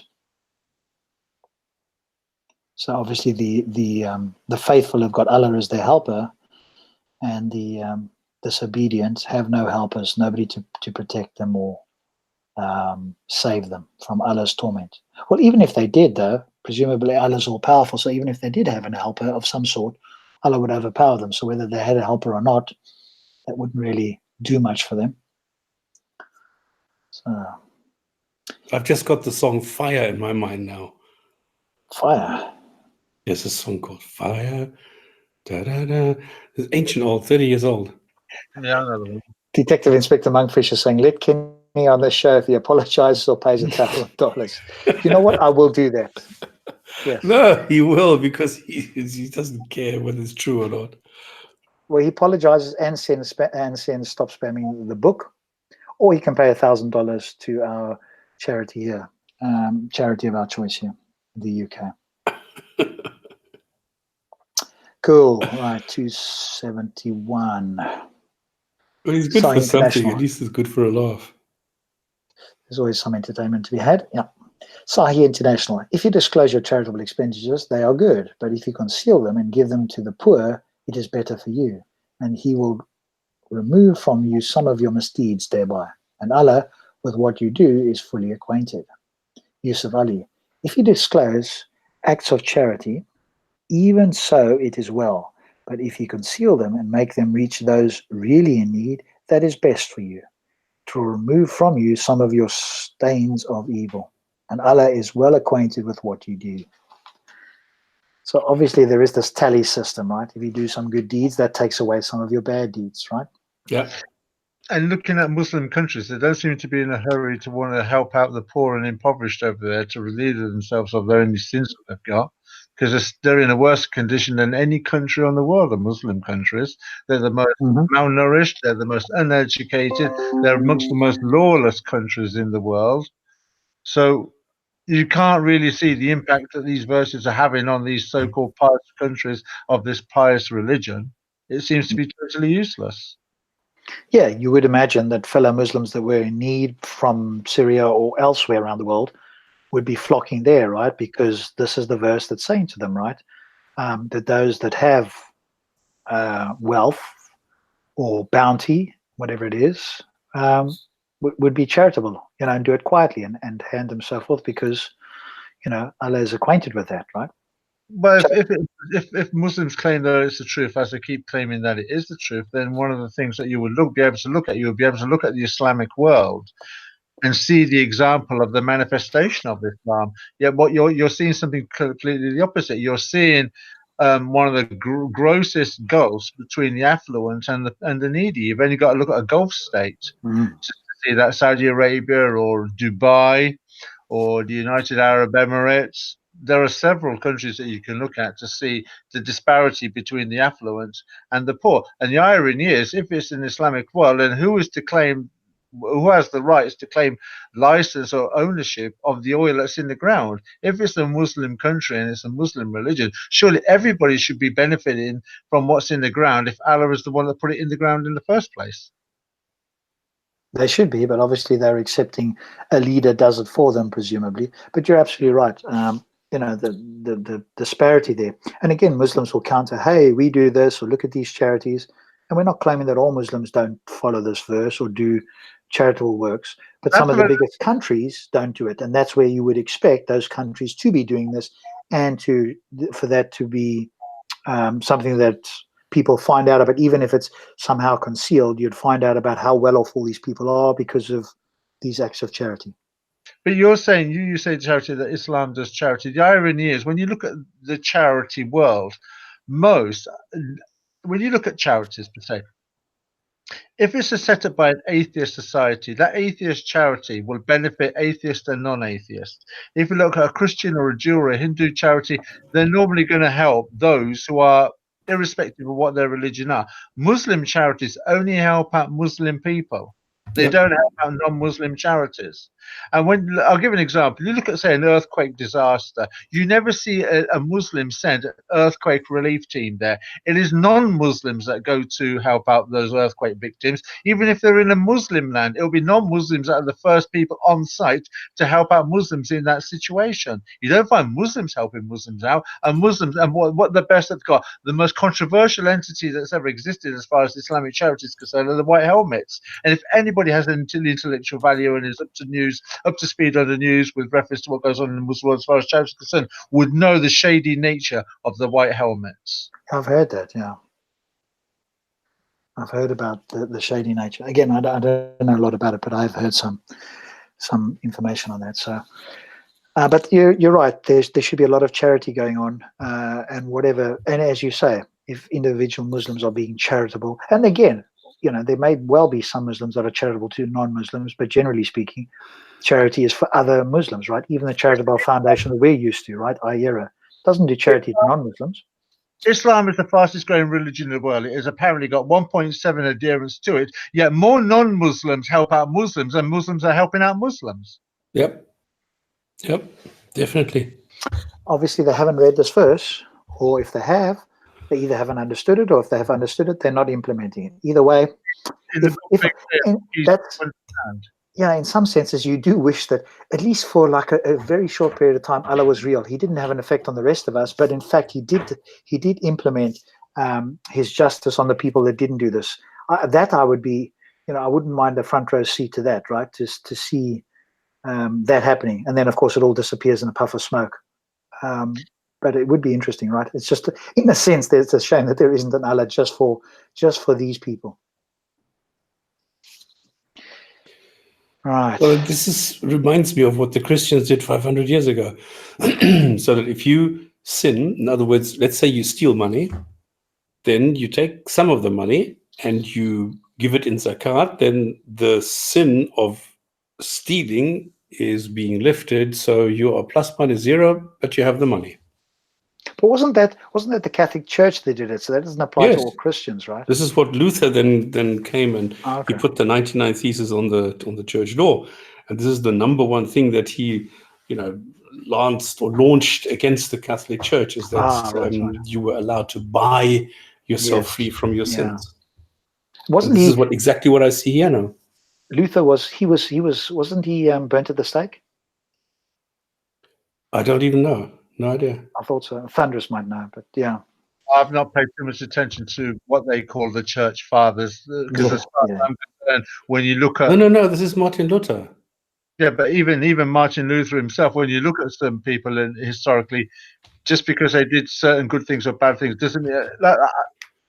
I'm not going to, if you like, do apologetics. I'll leave you with this thought. The books Martin define. Luther was a German professor of theology, February, seminal figure. Okay, I'll Whereas get back to you as soon as I see when he died. the book defines the religion, not the men. So when it comes to the stealing and everything like that, you can see that none of it has any basis in scripture. Very much like like Islam we're discussing tonight. We're looking at what the Quran teaches, and we're looking at the Muslim world. The Muslim world have no right to claim themselves Muslim just on this verse that we're reading now. Yeah, definitely certain countries don't adhere to this whatsoever, right? Or if they do, it's very poor. No Muslim country adheres to this verse. You show me any. You're saying most of them. I say any of them. You show me a Muslim country that does adhere to it. Yeah, they might come back and say, and again, that would be difficult to prove on their part, but they'd say, yes, there's a couple of us that do, but we're told to concede it, right? So you don't know the things we're doing. So they No, could. but we see the disparity between the two, though. We see the disparity between the rich and the poor. Whether you know this would be okay on the individual level, so you don't know who as the individual is giving the charity, but you would see that the solidarity amongst the people, that you would not be able to tell the difference between the rich and the poor if they're really doing this. So you might not see the individual doing it, but what you will do is see the solidarity amongst the people. You show me a Muslim country that's got solidarity.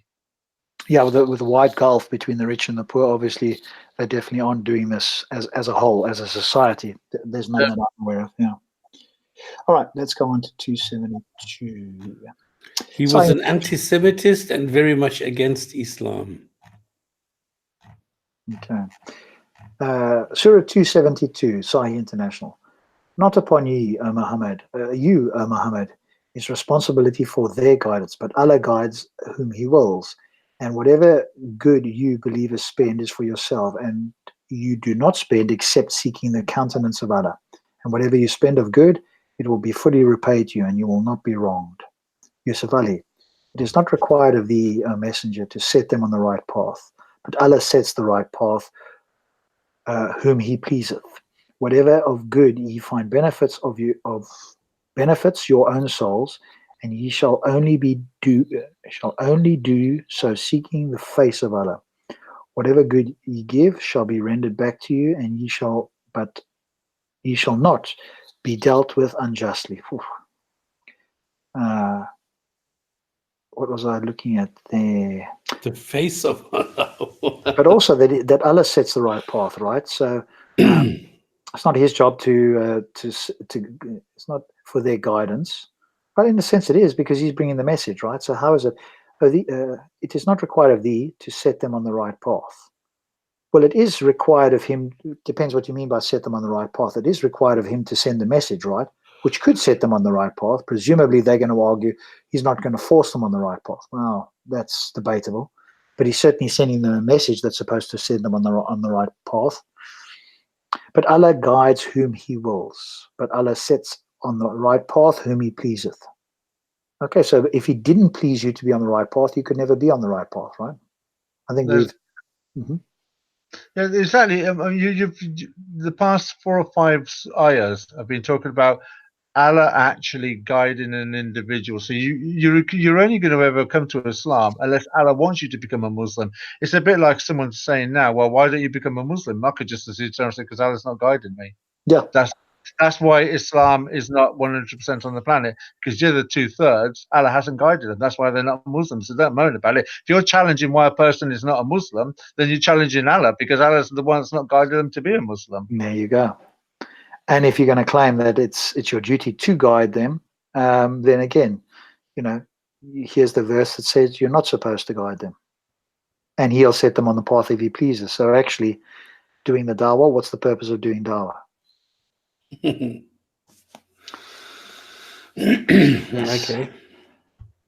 273. Sa'i International Charity is for the poor who have restricted for the cause of Allah, unable to move about in the land. An ignorant person would think them self-sufficient because of their restraint, but you will know them by their characteristic sign.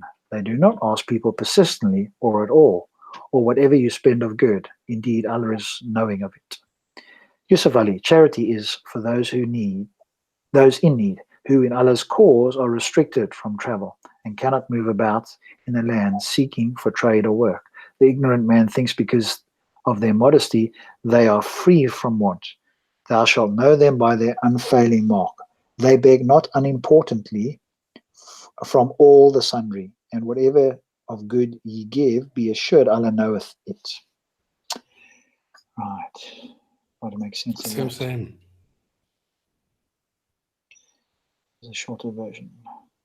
For the poor, this is the predicate of missing a subject, but who are constrained in the way of God, those who have confined themselves in preparation for the struggle. This was revealed concerning the people of Safa, consisting of some 400 of the immigrants set apart from other Muslims for the study of the Qur'an. And to take part in raids, they were unable to journey in the land to engage in commerce and earn their living, since they were fully engaged in the struggle.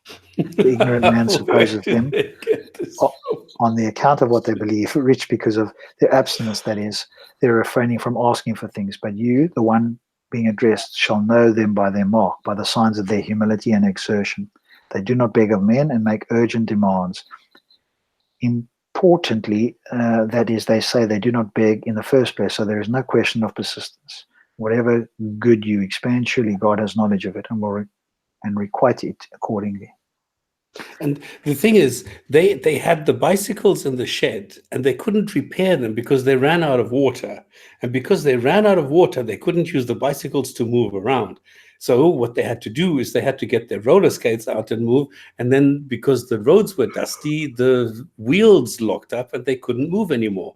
And because neither the bicycles nor the roller skates worked anymore, this is why you had to give them zakat. All the details are missing here. And also, it's only some 400 of the immigrants. Come on. Mujahirin. Come on. Who makes this stuff up? These guys, the thing is, you will probably get different stories from different people showing different things. Yeah, but they're tough, seriously. Know them by the paleness of their faces, right? You shall know them by their mark, by the paleness of their faces, the light of their foreheads, and the configuration on their facial expressions. They are the Gnostics, indignant, the folk of God. Only God knows. Where do they come from all of a sudden? Well, this is the people, right? You asked, who are they? What's the mark? The mark is the paleness of the face, presumably because they don't go outside and they're sitting inside because of their preoccupation with God. And they're absorbed in their state, spending their moments in devotion. So a bit like monks, I guess. That's kind of what they're claiming here, right? They do not beg of men, where the light and the ability is guided. Whatever you expand, that is regardless of whom you expand on with. Okay, so yeah, it appears to be some sort of the explanation for this is sort of monks, right? Again, the way the verses are read there. I mean, I wonder if any English-speaking person that has never read the Quran could read either one of these and go, oh, yeah, I understand exactly what that means. I would challenge anybody. I don't know how you would know that the person hasn't read it or didn't have access to it before. Maybe that's something we could do, right? Or I could do. I'd have to find non-Muslims and say, hey, I want to read this to you. Can you tell me what this means? And see if anybody that's not. Give them the book, tell them open any page, read any sentence that you want and explain what you've just read. But actually, I could probably give this to most Muslims in Speaker's Corner as well, not just non-Muslims. I'm being far too conservative there. I think if I went to Muslims, I said, hey, here's chapter 2, 273. Can you explain this to me? No, just read that. No, you can't go to scholars. You can't have tafsirs. What does this mean to you? Because this book is clear and it's a message for all people for all time. Can you as a Muslim explain this? I'd be fascinated if I could find one person that could explain this and justify it in some way that was objective, right? Not just their opinion, right? All right, 274. Sorry, international. Those who spendeth their wealth in not Allah's another way, one. by night and by day, secretly and publicly, they will have their reward for their Lord, and no fear will there be by concerning them, nor will they grieve. Yusuf Ali, those who in charity spend of their goods by day and night, in secret and in public, have their reward with their Lord. On them shall be no fear, nor shall they grieve. So again, that's just a repeat. I think we can move swiftly on there again. 275. Sorry, international. Those who consume interest cannot stand on the day of resurrection, except as one stands who is being beaten by Satan into insanity.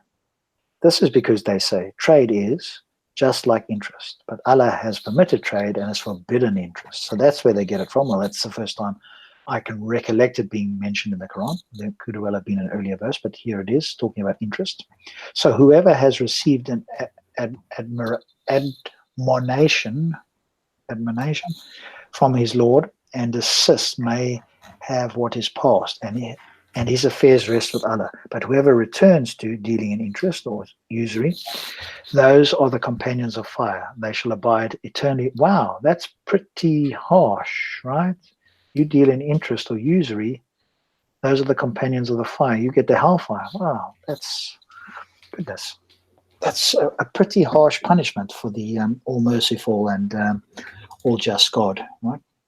Yusuf Ali, those who devour usury will not stand except as stand one whom the evil one by his touch had driven to madness. That is because they say, trade is like usury, but Allah hath permitted trade and forbidden usury. Those who after receiving direction from their Lord desist shall be pardoned for their past. Their case is for Allah to judge. But those who repeat the offense are companions of the fire. They will abide therein forever. Wow. So all you have to do from this verse, anyway, appears to be continue doing usury even after you have been told or it's become to your awareness that it's been forgiven, and you will abide in the fire eternally. That's a pretty harsh thing for usury. I could understand if you went out and slaughtered all mankind, or as many people as you could, just innocent victims, you could foresee, some sort of punishment. Even forever is a bit long, but for just doing usury, wow. Okay. The problem is that to overcome this in today's commercial environment, they just rename it. What do you mean? Well, they say it's not usury, it's a fee. But it's the same thing. They calculate it the same way. Everything is the same, but they don't call it interest or percentage. They call it fee. It's a bit like if you go to a certain pre-owned store, they do pawnbroking and buyback. Pawnbroking is charged at an interest rate. Buyback is a fixed fee. Yeah, so in order to do it, just reword it as if Allah, the all-knowing, doesn't know what they're doing, right? Yeah. This is the whole point. I mean, it's not you're not buying a used car, you're buying a pre-owned car. That's totally different. Yes. And of course, the all-knowing, all-wise, won't know this, right? No. You do wonder whether they've actually read these verses or whether they care about it, or in fact, it's all about the here and now, right? Yeah, well, they're hypocrites. They don't care. It's all about. Okay, I have to do this again. Kenny just now said, I didn't say that I am not Kenny.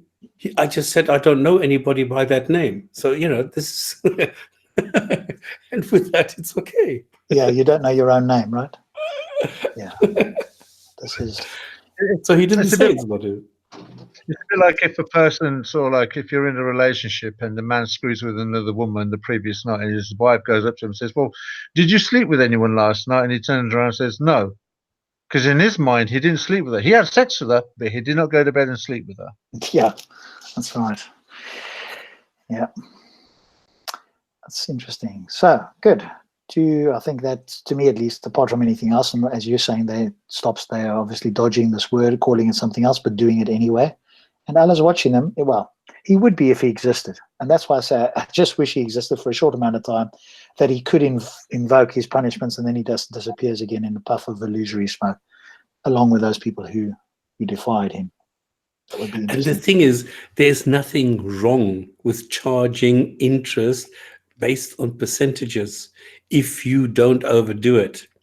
Okay, so if you are ripping people off, then it's a totally different thing. But in the Quran, you have sentences which say you are not allowed to rip people off. So if you don't, and if you're just charging a fee based on the amount that somebody is either taking or investing or whatever, what the hell is wrong with that? Nothing.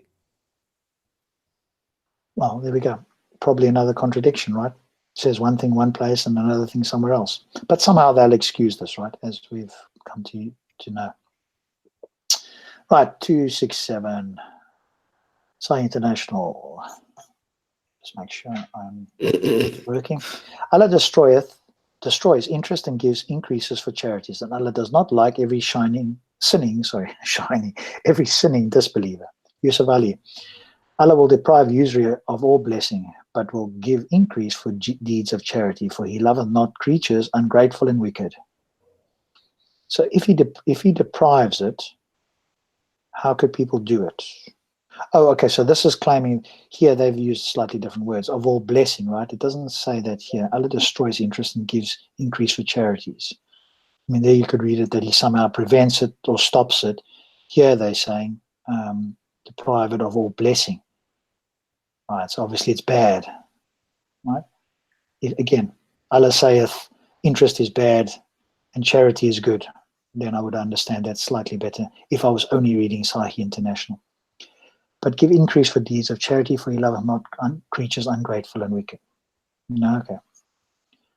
Basically saying the same thing again. 277. Indeed, those who believe and do righteous deeds and establish prayer and give zakat will have their reward with Allah, and there will be no fear concerning them, nor will they grieve. Yusuf Ali, those who believe and do deeds of righteousness, establish regular prayers and regular charity, will have their reward with God. On them shall be no fear, nor shall they grieve. So again, just seems like reiterating the same thing that we've been going through, right? Except I don't understand what righteous deeds are. Yeah, presumably that's up for interpretation. Having sex with your sex slave? Beating your wife? Well, if that's in the book, then one could reasonably infer that that is a righteous deed, right? Or doing something that you don't like to do, even though it's good for you. You know, that's what you said a few, was it about 100 surahs back? Because in order to know what is righteous, presumably you would need to be told what is righteous, right? Or because presumably they're not going to claim that righteousness is built in, because clearly there are people who are not righteous. So that can't be the case. Yeah, I was just looking at what you talk about, what Stops was saying there about what is righteous. You know, I was just thinking about 216, where it says fighting is prescribed for you, and you dislike it, but it's possible that you dislike a thing which is good for you, and you love a thing which is bad for you. Yeah, but this is different. This is fighting smoking. Yeah, but we're talking about righteous, aren't we? So, yeah, I get exactly. Of course, yes. Andrew Martin is making a very good point, because in the previous sentence, it says that God destroys interest. And actually, it happens and it doesn't get destroyed. So this is also not true. All right. What are we on? 270. I wonder if we can get through to 286. Let's see. 278. Sahih International. O ye who have believed, fear Allah and give up what remains due to you of interest, if you should be believers. Yusuf Ali. O you who believe, fear Allah and give up what remains of your demand for usury, if ye are indeed believers. So again, this is just another way of saying to them, hey, usury is not a good idea, right? Again, maybe those Muslims that are redefining it should read these verses again, right? Another interesting point, Andrew, thank you very much. Good deeds are good in themselves. Righteous deeds are judged by Muhammad. Yes, that's the sense, right? So in order for it to be righteous, it would need some righteous agent telling you it's righteous. Otherwise, how do you know what is righteous? Right? Yeah, exactly. Yeah. Yeah, okay, so yeah, you should give up what of interest. So it's again another verse basically saying that interest is not good for you if you are a believer. Right, 279. Sorry, International. And if you do not, then be informed of a war against you from Allah and His Messenger. But if you repent, you may have your principle. Thus, you do no wrong, nor are you wronged. Yusuf Ali, if ye did it not take notice of war from Allah and His Messenger, but if ye turn back, ye shall have your capital sums. Deal not unjustly, and ye shall not be dealt with unjustly. So there's the threat on top of that, right? So don't do it, as it says over here. Give up remains, and you should be believers. And here we go into, there's going to be, quote unquote, war. What do they claim war is? A war from God and His Messenger against you herein is a grave threat for them when it was revealed. So obviously there, he says it himself, Al-Jalalain, there's a grave threat. So you add the threats to your request just to, sink it in a bit harder. In case people didn't get the message clearly the first time, let's add the threat value there. You guys want to add anything else there? Mm-mm. Okay. 280. Say International. If someone is in hardship, then let there be postponement until a time of ease. But if you give from your right as charity, then it is better for you if you only knew. Yusuf Ali. If the debtor is in difficulty, grant him time till it is easy for him to repay. But if you remit it by way of charity, that is best for you if ye only knew.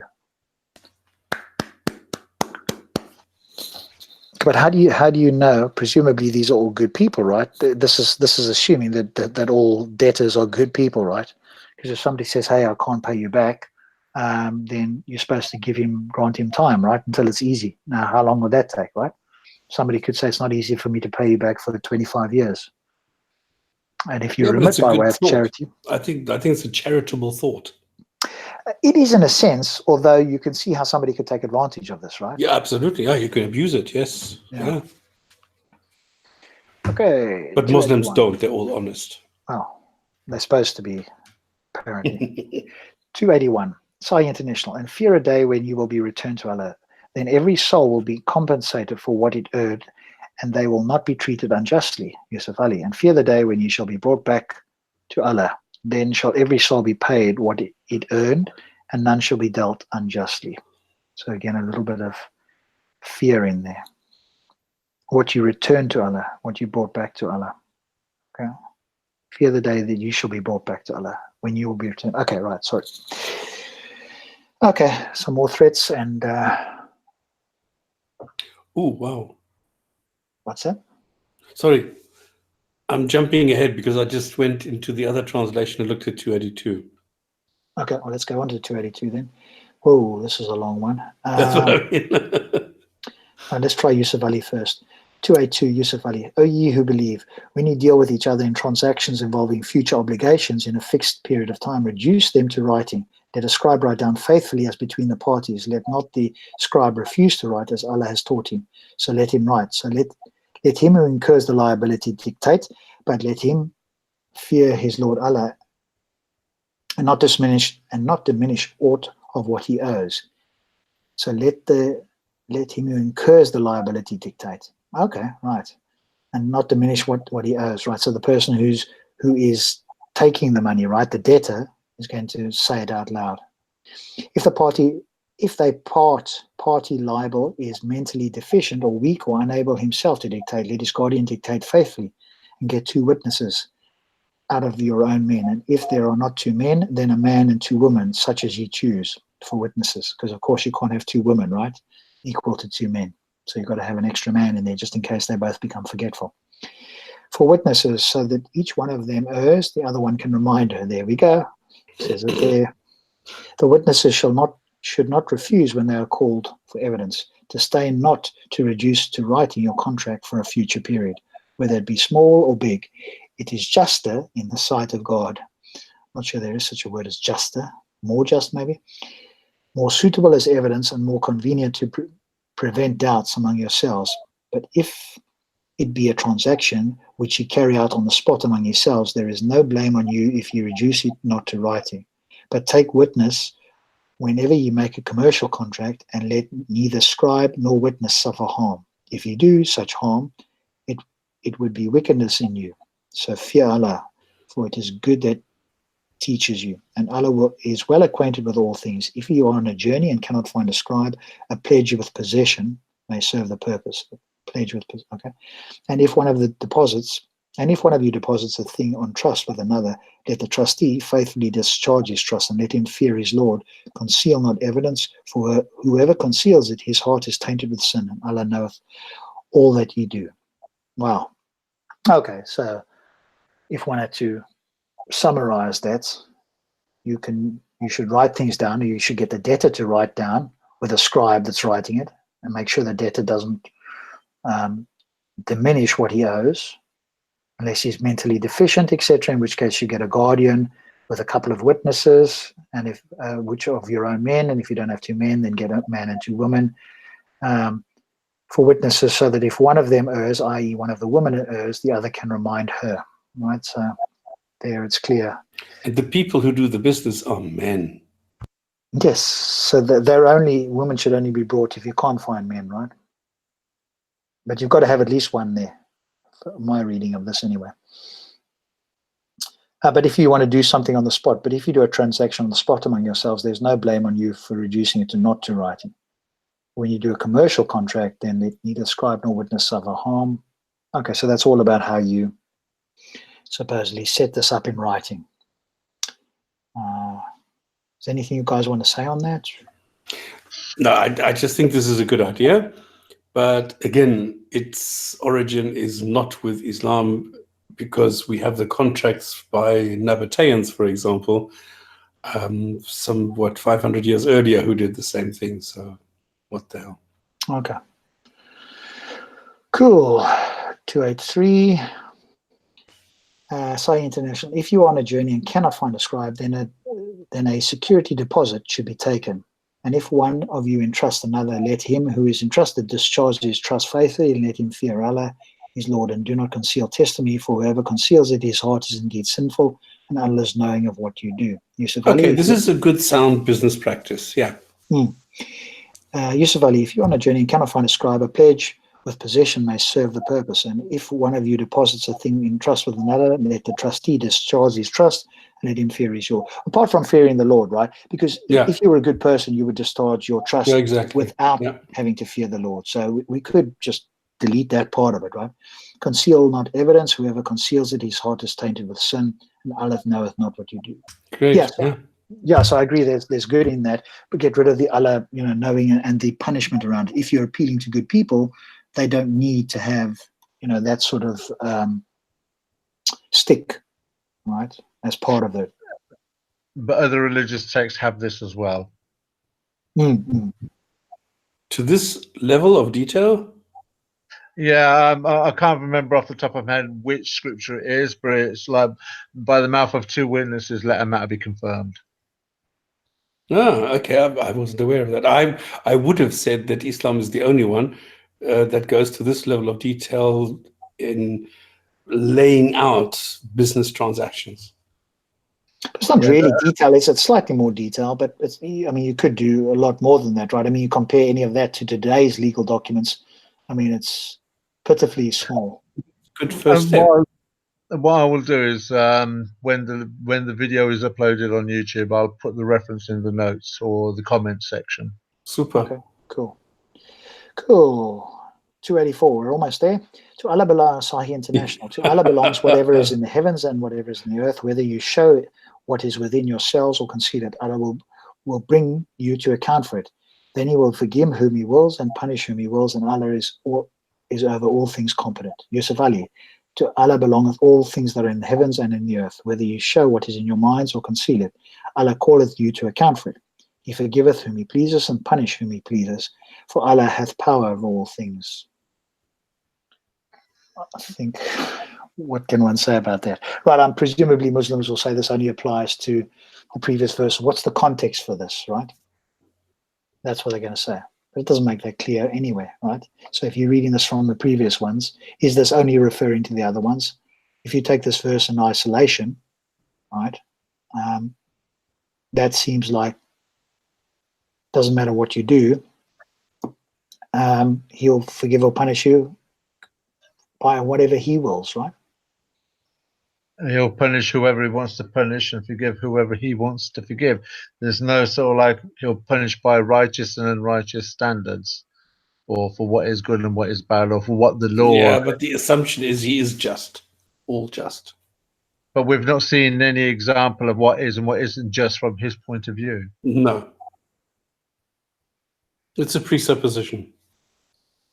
And whether you show it, whether you show what is within or conceal it, Allah will bring you to account for it. So he knows it anyway. So whether you say something or not, It doesn't matter. Exactly. So, if somebody ever came to you and said, hey, you should believe this, they try to use the, what's that argument? Not the Paley's watchmaker, the other one. Hey, but if you believe it, you don't lose anything. But if you're wrong, you'll burn in hell forever. That's Pascal's wager. Pascal's wager. Thank you. Yeah, obviously, that would be. And here, I would suggest it says it clearly. No Muslim could ever bring Pascal's wager as an argument, right? Because this verse clearly contradicts that. You couldn't quote unquote choose to believe this in the hope that you'll be redeemed, because he'll see through it anyway, right? So. Well, the whole thing is dubious here. I mean, look at the last sentence. What do you mean all powerful? What is that? Power over all things. No, he doesn't. Well, that's the claim, right? Yeah, it's a claim, exactly. But this is the logical inconsistency which shows that this God cannot exist, because a God cannot create something he cannot destroy, or he can't create something that he can't, or the other way around. So it's a logical inconsistency, and in the end, you have to concede that this God can only do what is possible by human logics, and that's stupid. All right, let's go to 85.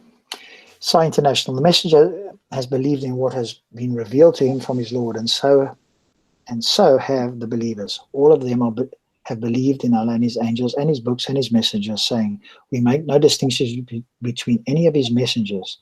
And they say, we hear and we obey. We seek your forgiveness, our Lord, and to you is the final destination. Yusuf Ali. The messenger believeth in what hath been revealed to him from his Lord, as do the men of faith. Each one of them believeth in Allah, his angels, his books, and his messengers. We make no distinction, they say, between one and another of his messengers. And they say, we hear and obey. We seek thy forgiveness, our Lord, and to thee is the end of all journeys. Didn't we have something around this? Yep. I'm just reading the footnotes, and it says here that in 2:136 it says the same thing. And we had the opposite, because we saw that this is not true, because Jesus is treated in a different way in 2 occasions. That's right. Do you remember the verse? 2 instances. No. Okay. We did this last week. Yeah, that's right. Yes. It's a shame we don't have the other verse that we could just put up here next to this verse, right? Where it's clearly saying, because that would be a contradiction, right? Often you're asked for a contradiction. And if they make no distinction between his messengers, and as you say, there was a verse that we read around Jesus being special in some way. I don't remember the exact verse. Well, it was last week, so it can't have been that long. So the thing is that 2:136, 384, and 4:150 say the same thing, that they all God's messengers are the same. Let's just quickly. And last week we came across 2 sentences which say the exact opposite. Let's just see if we could very quickly find this. I would like to put it up here next to it, if we can. If it was last week. I'm just having a quick look through here to see if we could find it. I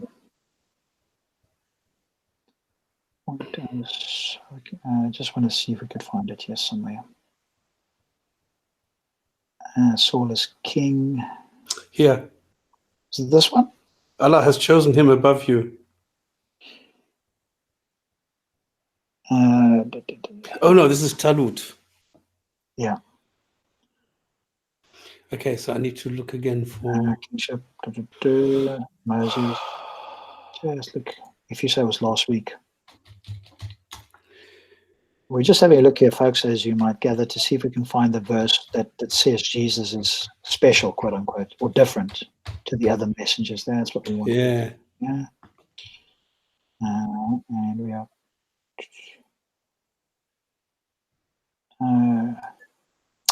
Those messengers, some of whom we caused to exceed others. Among them were those to whom Allah spoke.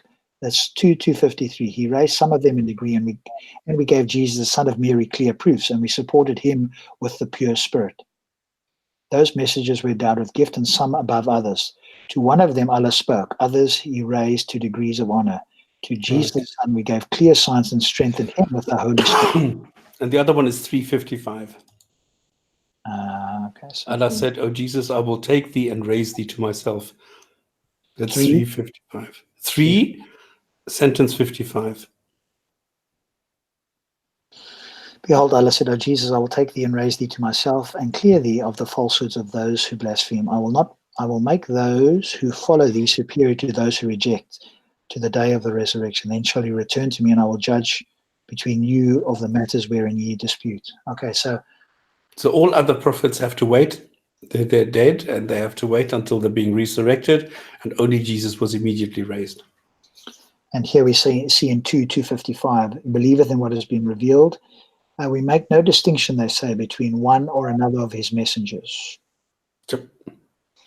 So there seems to be a contradiction, 2:285 with 2:253. Oopsie daisy. And with 3:55. But even if we just stuck with these two, 2:253 and 2:285. If you're a Muslim and you have a way to explain this, that would be very interesting. And let's do the final verse of the evening. 2:286, Sahih International. Allah does not charge a soul except with that within its capacity. It will have the consequence of what is good it has gained, and it will bear the consequence of what evil it has earned. Our Lord, do not impose blame upon us if we have forgotten or erred. Our Lord, and lay not upon us a burden like that, like which ye laid upon those before us. O Lord, and burden us not with that which we have no ability to bear, and pardon us and forgive us and have mercy upon us. You are our protector, so give us victory over the disbelieving people. This is almost a bit like a Lord's Prayer type of thing, is it? Yusuf Ali, on no soul doth Allah place a burden greater than it can bear. It gets every good that it earns, and it suffers every ill will that it earns. Pray. Our Lord, yes, so pray. Our Lord, condemn us not if we forget or fall into error, our Lord. Lay not on us a burden like that which thou didst lay on those before us, our Lord. Lay not on us a burden greater than we have strength to bear. Blot out our sins and grant us forgiveness. Have mercy on us. Thou art our protector. Help us against those who fight against us. That's a bastardized Lord's Prayer taken from the Sermon on the Mount. Yeah, so that's the Islamic version of the Lord's Prayer as the final verse of Surah. And remember, it was written by God himself, all right? Yeah, so if that's the case, I mean, there's only 3 tafsirs here. I just want to see if they're saying this is a declaration of greatness and eminence of the messenger at the moment of contemplation. All right, the messenger has faith. That's a bit of a long one. Let's just have a quick look at where is Al-Jalalain. He's normally shorter, right? I missed him. No, there's only 3 here. We don't have Al-Jalalain here. Okay, so yes, let's go. If we were charitable, a different version of the prayer that those of us who have read the Bible would understand, right? So that brings us to the end of Yeah, but it closes with a bang. Which yes. is, it starts off very well. I mean, I like it. Does not charge anybody with something that it cannot perform. And then it goes and closes with help us against those who stand against faith or over the ones who believe something different. Yeah, and this is the problem in Islam. This is why it does not fit into the 21st century in Europe or America or whatever, because you cannot have a God giving you victory over everybody else. Yeah, because you're superior, right? And you're praying for it, right? And if you are praying for it, You are literally praying against anybody that is not of your faith. So there we go. Well, on that note, I'd like to say thank you to both of you. We have finally, after 21 shows, come to the end of Surah 2. We have uncovered all kinds of things, and tonight we also uncovered what appears to be a contradiction. I will certainly put this to some Muslims to see how they can explain this. I'm glad you've stayed with us for the trip, for those of you who have joined us every week, and obviously to our co-hosts, Stop Spamming and Thunderous. Thank you guys for getting us through Surah 2 with so many different shows. Next week, Surah 3, or unless we do something else, you never know. Have we got a hadith of the day? Yep.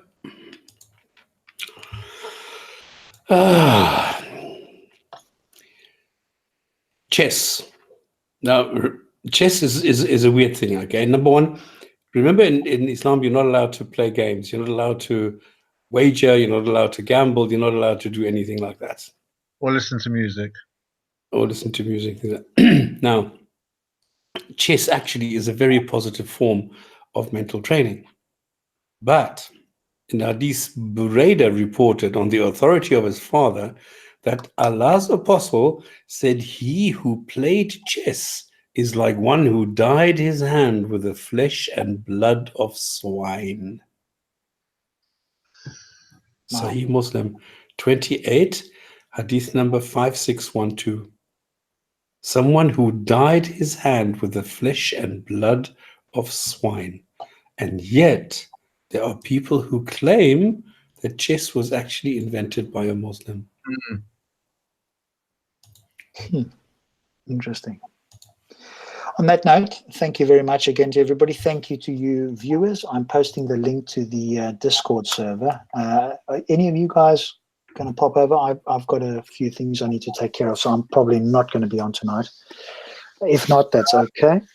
No, I'm going to be like many of our listeners are listening to, preparing for tomorrow's Champions League football final between Tottenham Hotspurs, the mighty Tottenham Hotspurs, and the lowly Liverpool FC.